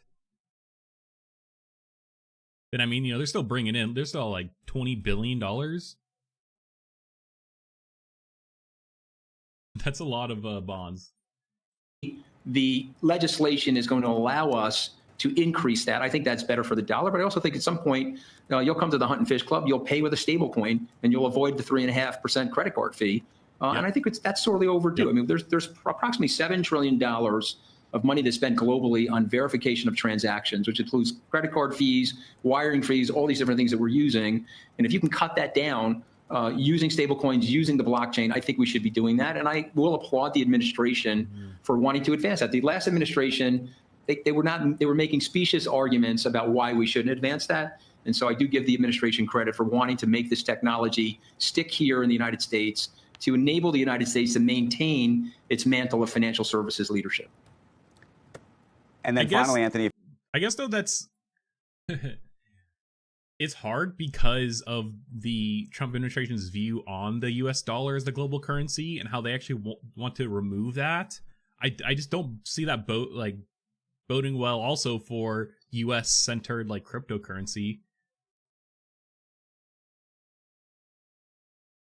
I guess like I see a lot of other countries wanting to diversify away from American tech. And I don't see the cryptocurrency being any different. I guess a lot of other cryptocurrency is based out of, like, not the United States, but I don't know. ISO 222 is an interesting thing to watch with Visa Bank. Networks are running trials on this very thing to determine which tech to adopt as payments. Oh, interesting. Oh, the Swift network. Wow. Is this like that like the global banking service, right? It's like the so we cut like Russia out of some shit.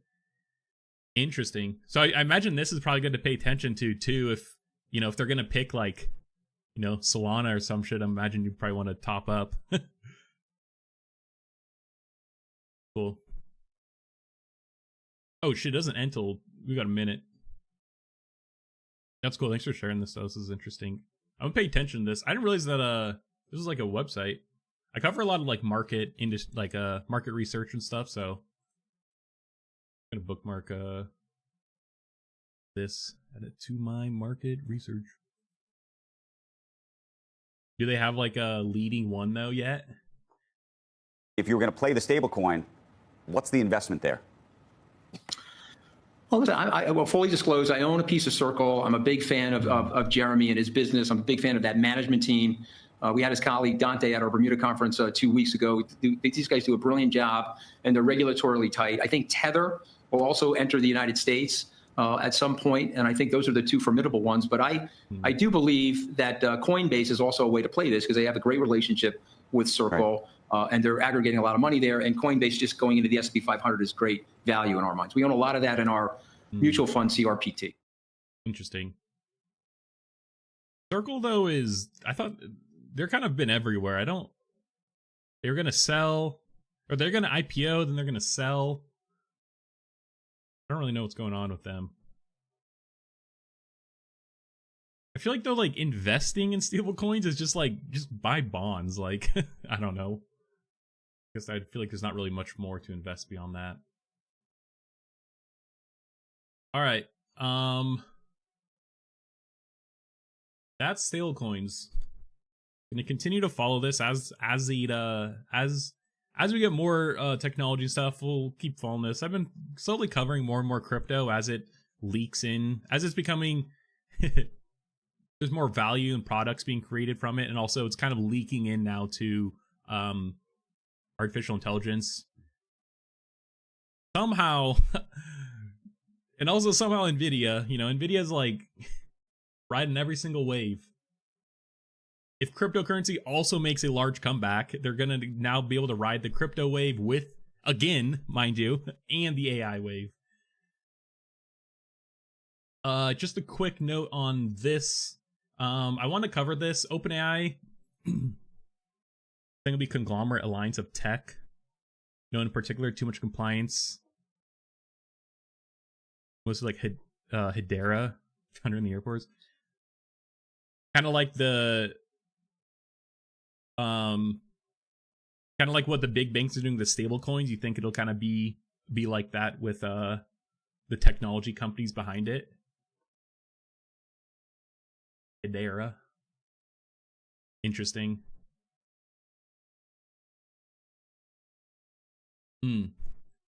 Distributed. So it's this is just the ledger part, the blockchain part.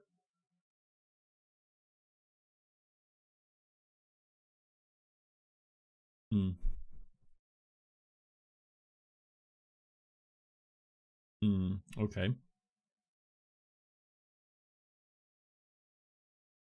Interesting. There was another company that was like this.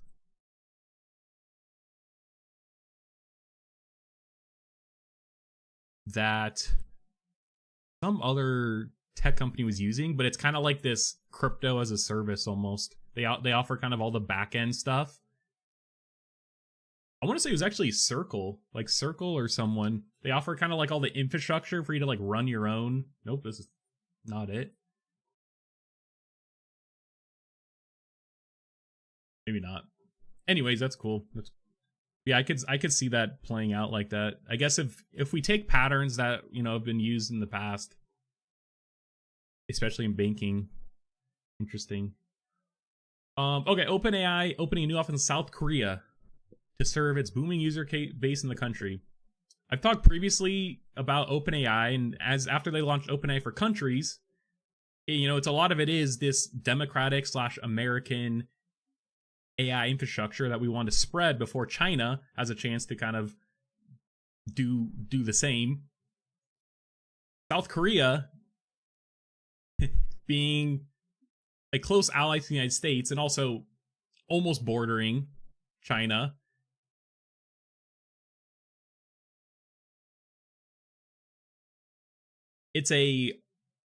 I think it's a good place for OpenAI to expand to next, and it makes sense also considering I'm pretty sure it's their outside of the United States, it's their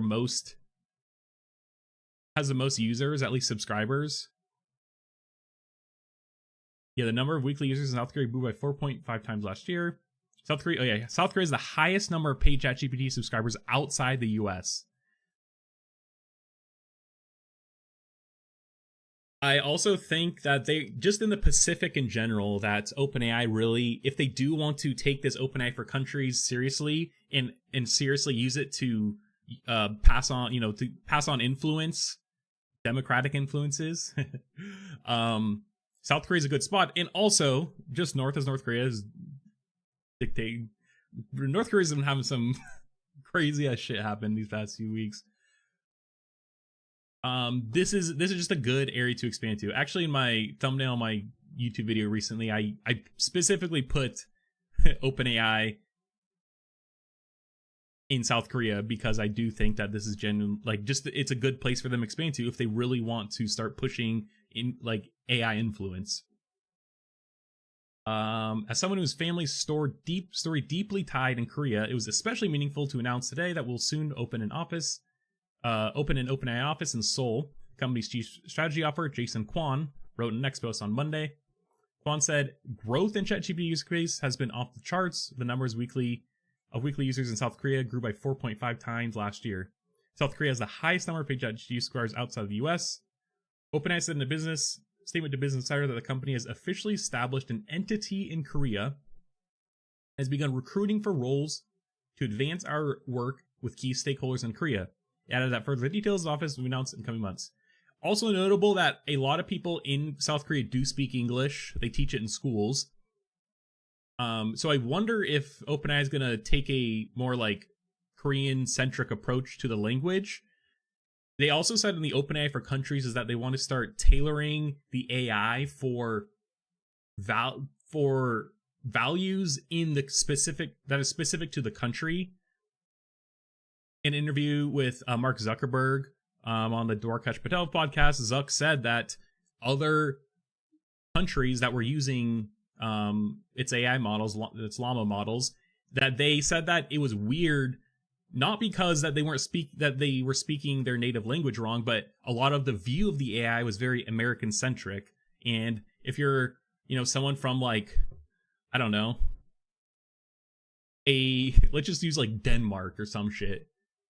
It's like, I'm sure it's kind of like weird where it's like you're living in Denmark and all the cultural values of the AI is for like America, like I would feel a little weird, be like, oh, like, all right, like I guess I just have to put up with it, or I have to use Europe's subpar AI models. Sorry, Mistral. So I wonder what if they're gonna take a different approach to that. I think maybe though, like South Korea is pretty westernized. Like a lot of them come over to America for college. They interact with a lot of Americans just for the fact of we have a lot of military bases there. I was stationed there. So yeah, it's an interesting country for them to go into. Said South Korea's high AI adoption rate stems from the country's strong tech industry, culture of innovation across enterprises and academia, and appetite from the wider public for using AI tools in their daily lives. Yeah, and South Korea is very technologically advanced, very tech forward. And I also think that there's something to say that when there's a competitive, like, education, when education is very competitive, not to say that everyone cheats, but like people are looking for shortcuts. And I think if you take anything from American college kids, that they will likely use anything they can to help them get an advantage, just like in a capitalistic market. I mean, it's competition after all. And, you know, you want to get ahead. There's laws that you have to follow. And so you got to find your ways around the law if you want to come up with some new advantage. Similar in the college market, I guess. But I could see South Korea, you know, just adopting AI just in the education sense, even to stay ahead, just because of how competitive it is there. To be sure, OpenAI has long been making inroads into Asia. In April 2024, the company announced that it had opened its first Asian office in Tokyo. In October, the company said it would launch a second Asia office in Singapore. San Francisco-based companies, offices in Dublin, London, New York, Paris, Seattle, Washington, D.C. On Thursday, OpenAI announced its first German office in Munich. They're growing internationally. That's really why I wanted to cover this. I just want to paint the picture of how they really are pushing to get OpenAI, to get, you know, this democratic American AI influence outside the United States. NVIDIA's now, you know, NVIDIA has the hardware. OpenAI's doing that with Stargate, in data centers, and now with their software backed, you know, supported by the US government. Like I keep making I make the analogy that the data centers that OpenAI will make for other countries are going to be something similar to military bases. Maybe their offices are going to be something similar to embassies, you know? And then the AI is the weapon. So. Don't know. All right, let's talk about another emerging technology. We've got nuclear fission. This is just a quick... I'm kind of just doing some quick takes here. Kind of covered all the meat of the show today.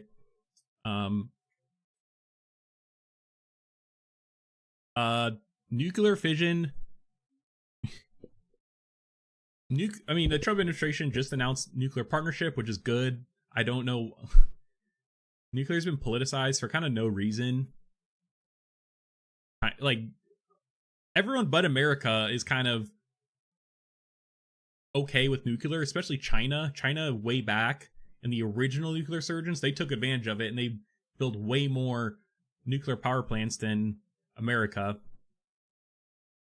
Even though arguably we kind of needed it. But again, it's kind of like the same thing that the same analogy you could use with even AI, with cryptocurrency. It's about that trust, and it's about the technological adoption curve. I keep going back to that.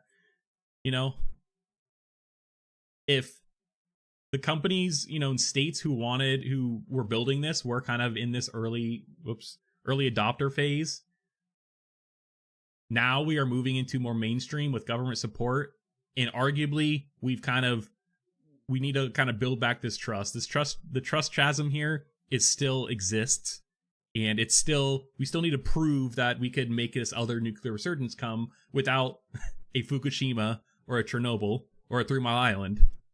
This is what broke down the trust. That's what broke down the actual continual growth of nuclear in the past. These big accidents that people then get scared of it, and then it gets politicized, when in reality it's just due to poor management. Chernobyl has, that's a completely separate thing, but the public just gets scared of it.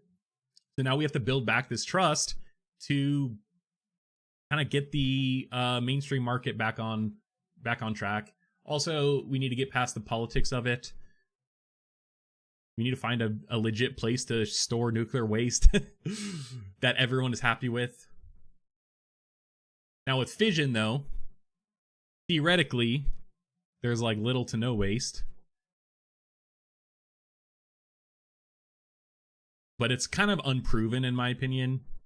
It's still very emerging. We don't have any large-scale projects. Fusion. Bro, I literally get them mixed up. Fusion is the new one. Fission is the current one. Fusion, I don't think is proven, and yeah, it's still experimental. I think that's unproven. Fission, though, is not. But I think, though, just with the Trump administration now pushing nuclear energy and setting goals, making it easier for us to find fuel, government's kind of being the in-between. I think it's good to get us across that trust chasm, to get people to trust it again. And if we get, it's such an easy way for us to make up for all the power we need, especially for AI and data centers. It's easy.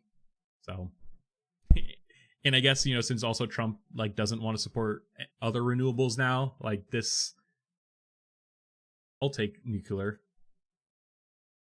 Artificial intelligence has sent demand for electricity skyrocketing in the US after years of virtually zero growth that has sent big tech companies scrambling to secure generating capacity for their data centers. For many, that was meant turning to nuclear fission. The power source has been experiencing a resurgence in the last few years following decades of plant closures. Yet fission, used in all current plants, is distinct from fusion, still experimental approach to getting power from atoms that, while attracting investors, has yet to produce more electricity than it consumes. Yeah, the fusion is like the same it's like the same idea of how we get power, or how the sun creates power or energy. Sorry, is more term. But it's experimental.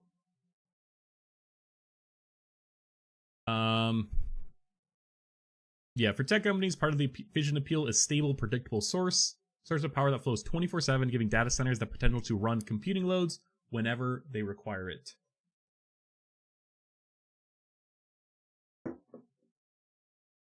Another part of the appeal lies in the new reactor designs that promise to overcome the shortcomings of existing nuclear plants. Where old power plants were built around massive reactors that could generate over 1 gigawatts of electricity, new small modular reactors, SMR, designed see multiple modules deployed alongside each other to meet a range of needs. Yeah, and the SMR market's heating up, especially in I think that there should be more. I think what solar especially taught us is that we could take this more decentralized approach to power generation, as in putting a small amount of power on a large amount of things like homes. You put a few solar panels on there, it could power the whole home plus some. You send that back, sell it back to the electricity company. You have borderline free power. They could use that to then power the commercial services like data centers and stuff. And it's kind of a good way to kind of distribute the needs for it, not having it centralized like a giant 1 gigawatt nuclear power plant. And I feel like it also is more beneficial to the consumer because you ultimately get free power and arguably plus some.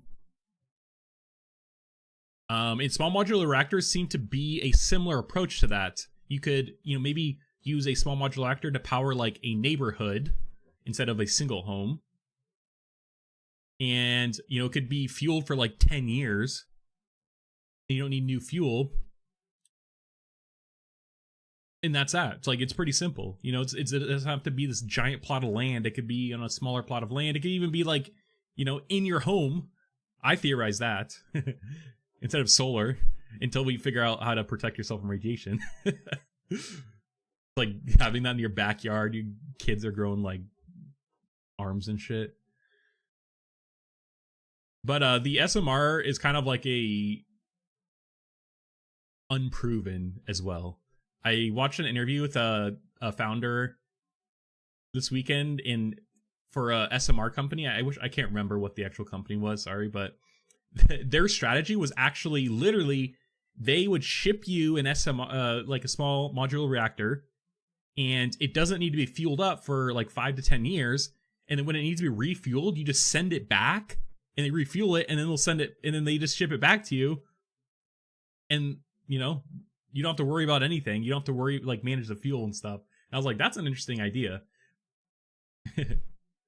Although, like, the logistics of that he talked a lot about the logistics, and that's more so what they're solving than anything else.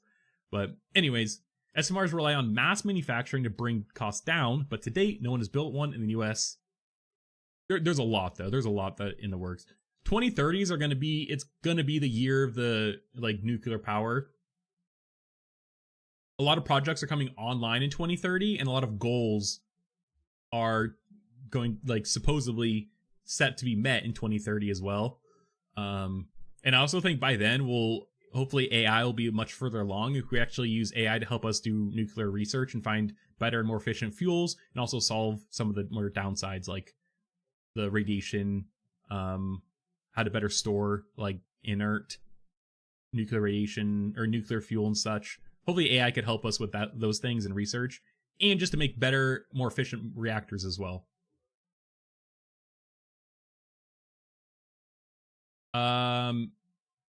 Still, that hasn't kept Amazon, Google, Meta, and Microsoft away from the table. They've either signed agreements to buy power from nuclear startups or invested in them directly, or both. Here are nuclear fission startups backed by big tech. Yeah, and I made plenty of short form video about this nuclear power, big tech bringing back nuclear power. It's a pretty big consensus. We just have a while until like the projects are finished building and they're actually online. All right. So Kairos Power, we've also looked at quite a few of these on stream here. We've looked at this of Kairos Power here. Received a vote of confidence from Google when the search giant promised to buy around 500 megawatts of electricity by 2035. Yep, 2035, 2030s.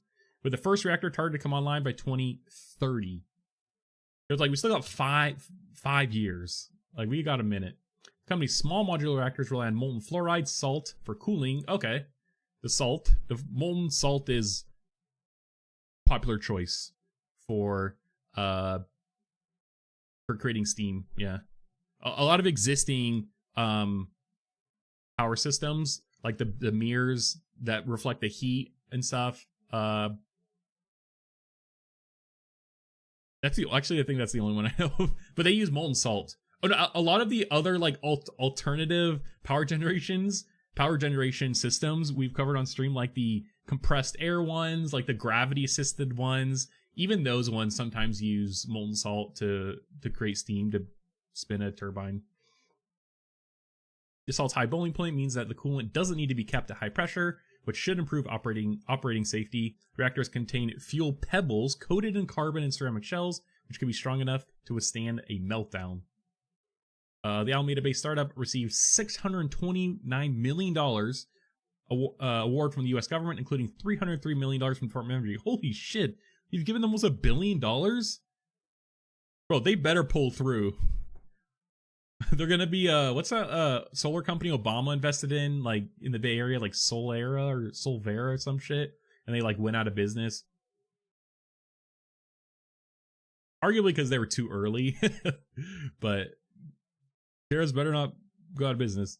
In 2024, Kairos received approval from the U.S. Nuclear Regulatory Commission to commence construction on 2 reactors in Tennessee. At 35 megawatts, the test units will be smaller than Kairos' eventual commercial reactors, which are expected to generate 75 megawatts each. This is good though, because I mean XAI, Elon Musk's XAI has their Colossus data center is in Tennessee.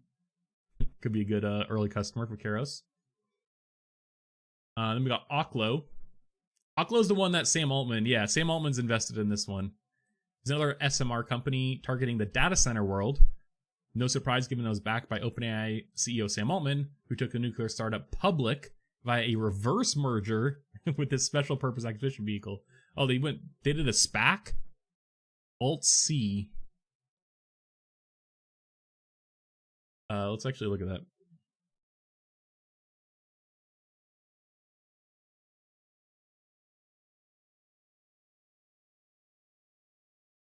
Dude, this doesn't... The fact that I'm going to some random ass website to get the price of this is... Okay, they... Who acquired who, though?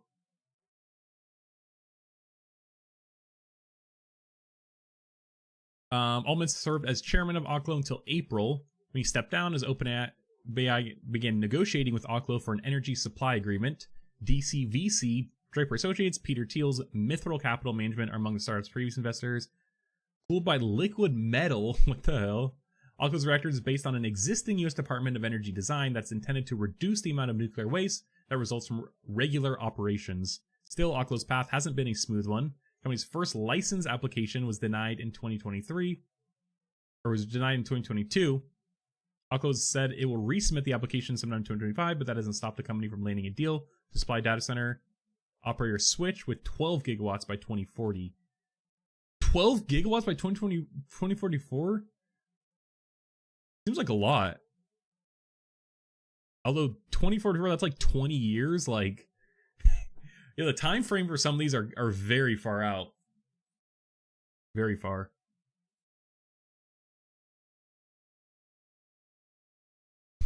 Then we got Saltfoss, formerly known as Seaborg. I like Seaborg name way better. Also wants to build SMRs cooled by molten salt, but unlike Keros and others, it envisions placing 2 to 8 of them on a ship to create what it calls a power barge. Wait, what? I have not seen these guys. That's cool. Okay, I'm gonna have to cover these guys. Looking more in depth. This is cool. Seaborg.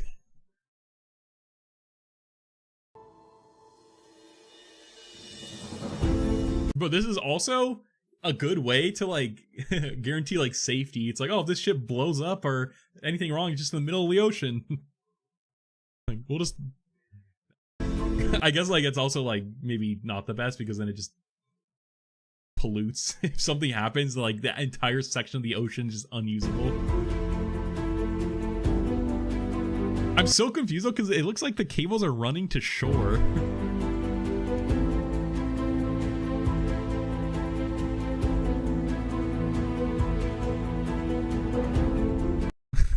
What is the benefit of having it as a barge? Because there's a lot of water. All right, that's interesting.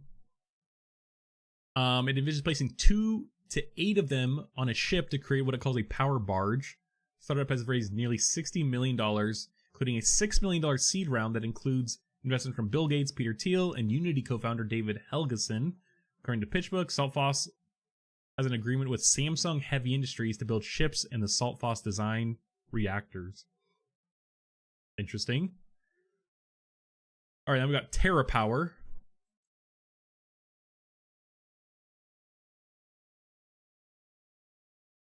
I've not looked at these. This is these guys.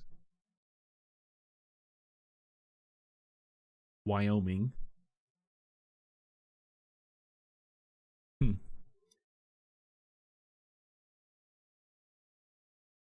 There's also something to say that like hopefully by the time all of these come on, we actually have like our actual infrastructure.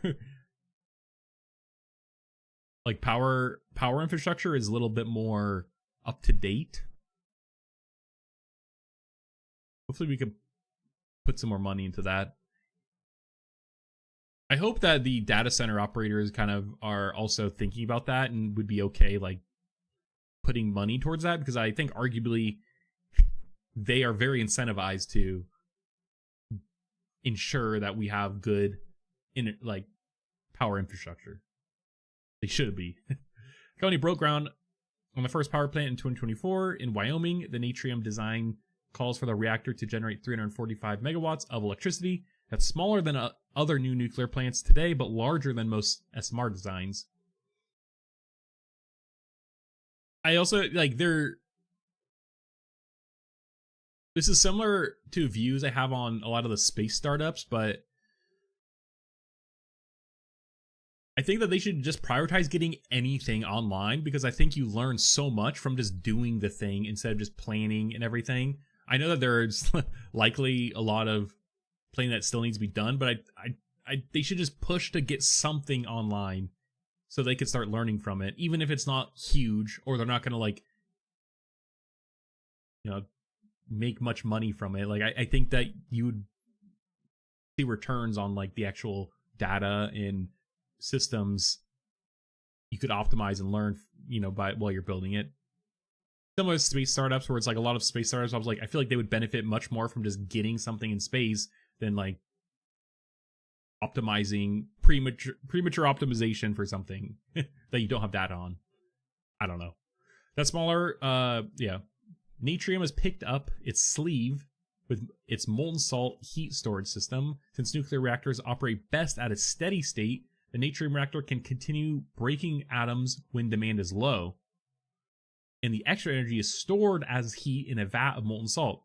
That molten salt again, which can be drawn upon later to generate electricity. It's also interesting that we're using the molten salt as potential energy.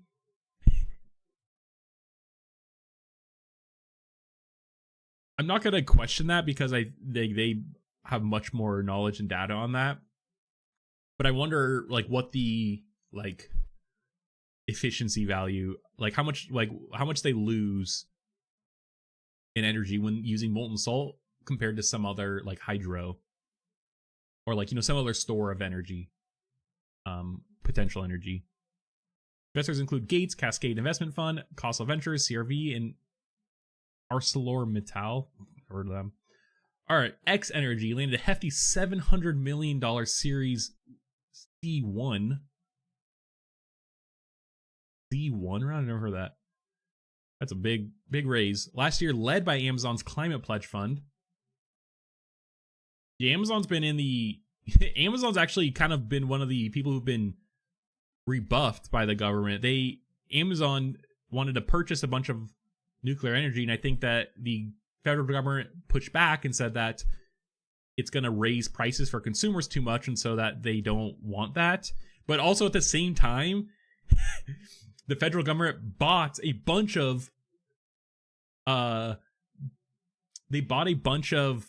power for the future, because they said that energy prices are likely to go up. I was like, okay, guys, you're just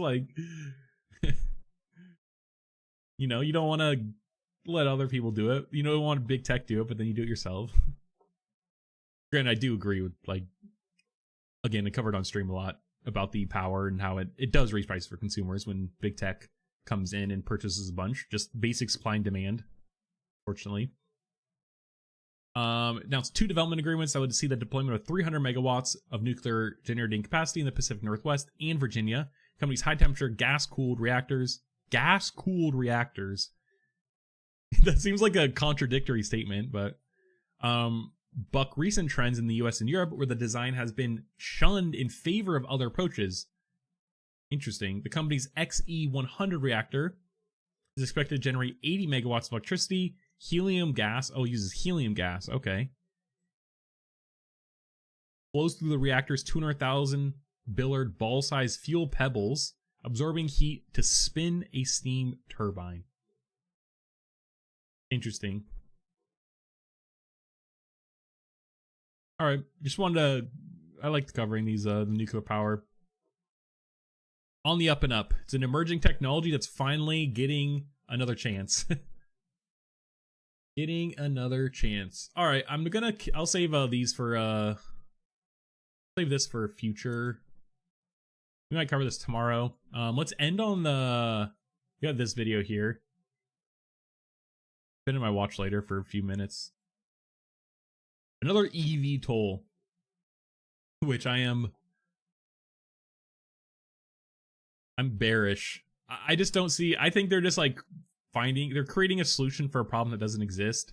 They have this vision of like e-taxis and like all this shit flying around, but I don't know how much that's really the case. Let's just see these guys though. What is a transition flight? Transition flight for an eVTOL like Horizon Skybird X7 is about taking off vertically, transitioning to forward flight. So that means wing-borne lift with the wings closed like a traditional airplane, and then reopening the covers before descending back to the ground with one complete safe flight. Kirk, autopilot systems ready. Autopilot connected and ready. Yeah, aircraft. This one looks much more like an airplane than like more of the other eVTOLs are more like drone-esque or like hybrid helicopter-esque. This one's like more traditional airplane, like just straight up wings, a single propeller in the back, like. Ready. Aircraft systems ready.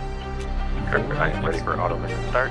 Roger that. Auto starting in 3, 2, 1, now.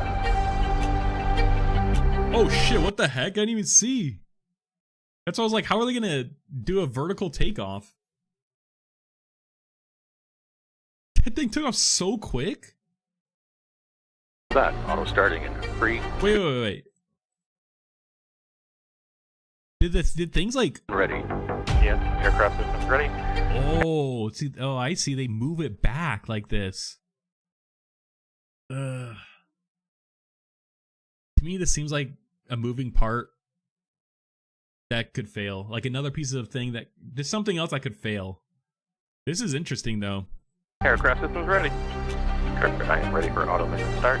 Roger that. Auto starting in 3, 2, 1, now. That thing took off real quick though. Super easy.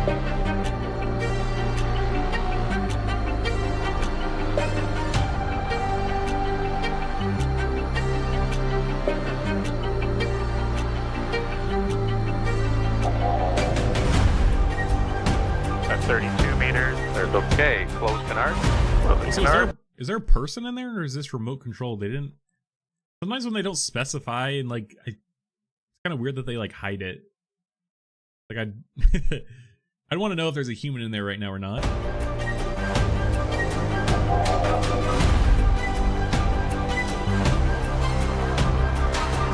Close main wing. Closing main.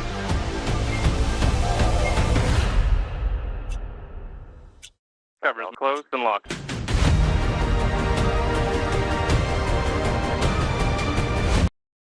I see though why like that makes the transition way easier. If we think about like the Osprey or something,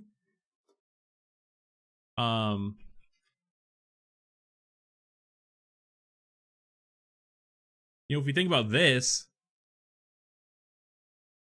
its transition actually has to transition from like a vertical propeller to like something like this. And I mean, these things there's been a lot of crashes, and they're kind of notoriously hard to fly. The way they transition by just closing the kind of the covers for them, like, seems like actually a good innovation. Like, I imagine that there's like safety things that probably are much better in that sense.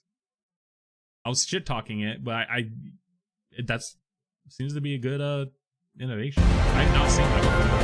This is so loud too.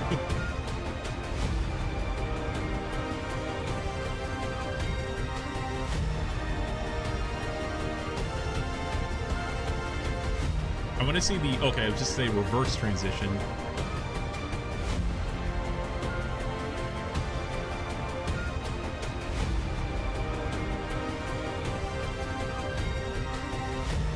That's cool. Yeah, not sure like what else besides it being cool, but I'm sure It's they'll a find huge use case. milestone for the business. It's something we've been excited to share with the world, our progress. It puts us among a very small group of companies that have achieved this technical milestone. Most of all, it validates the extremely hard work that the teams put in The achievement to me, first of all, is a chance to come with a concept, turn it into reality, and make the dream come true. And there's really something to have a concept and whether it's going to work, but to actually get to take it from the concept stages right through to seeing it fly is just an incredible journey, and it's hard to put in words. Well, for me, honestly, I mean, it's really amazing and also humbling. So this has been the culmination of about a decade of work, again, with an amazing team that's grown from very small to now quite large, and seeing the technology validated, coming up from the concept all the way through with a very sort of operational focus to develop some technology that actually works in the real world right now. And to move on to build a full-scale aircraft that's going to change the way we move around the planet, it's awesome. Couldn't be happier. Totally. Yeah, this is cool. I've never seen that technology, kind of the transition technology on the wings. It's neat.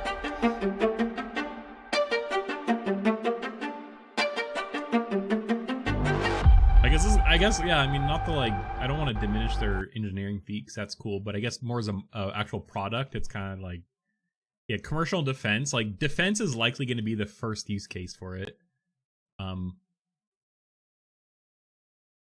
But these eVTOLs just have very small range.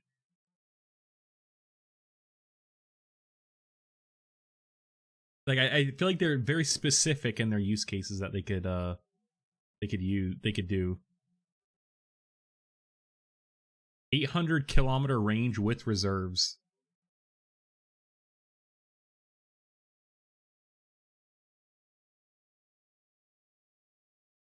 This is cool, though, actually. This is cool. I do like this vision, though. Surveillance and recon, this is perfect use case. Depending on their altitude they could get to.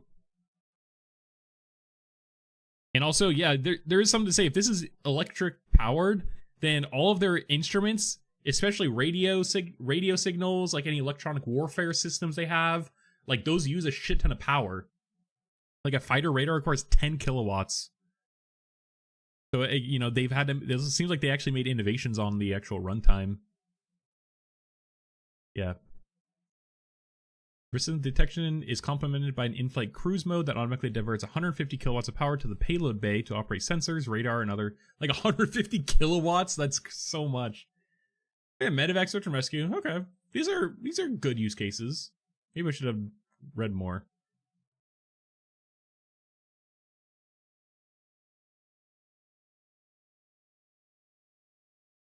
I guess the hard problem is breaking into getting past the existing military industrial complex.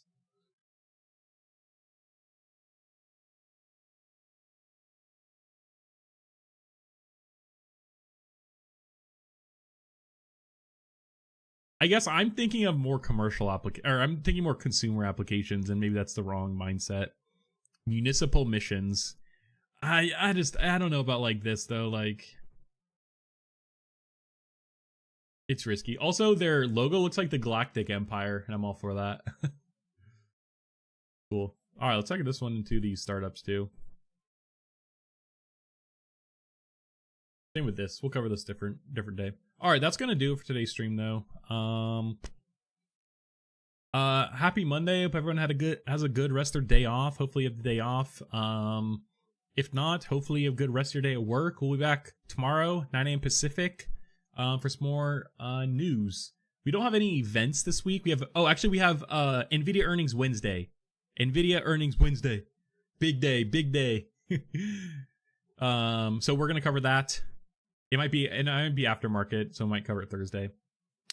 But yeah, we'll be back tomorrow, 9 a.m. Pacific, to continue covering some news, some cool new technology. So I hope to see everyone there. Subscribe on YouTube, follow on Twitch. Where I'm live. All right, I appreciate everyone showing up and hanging out. See you tomorrow, 9 a.m. Pacific.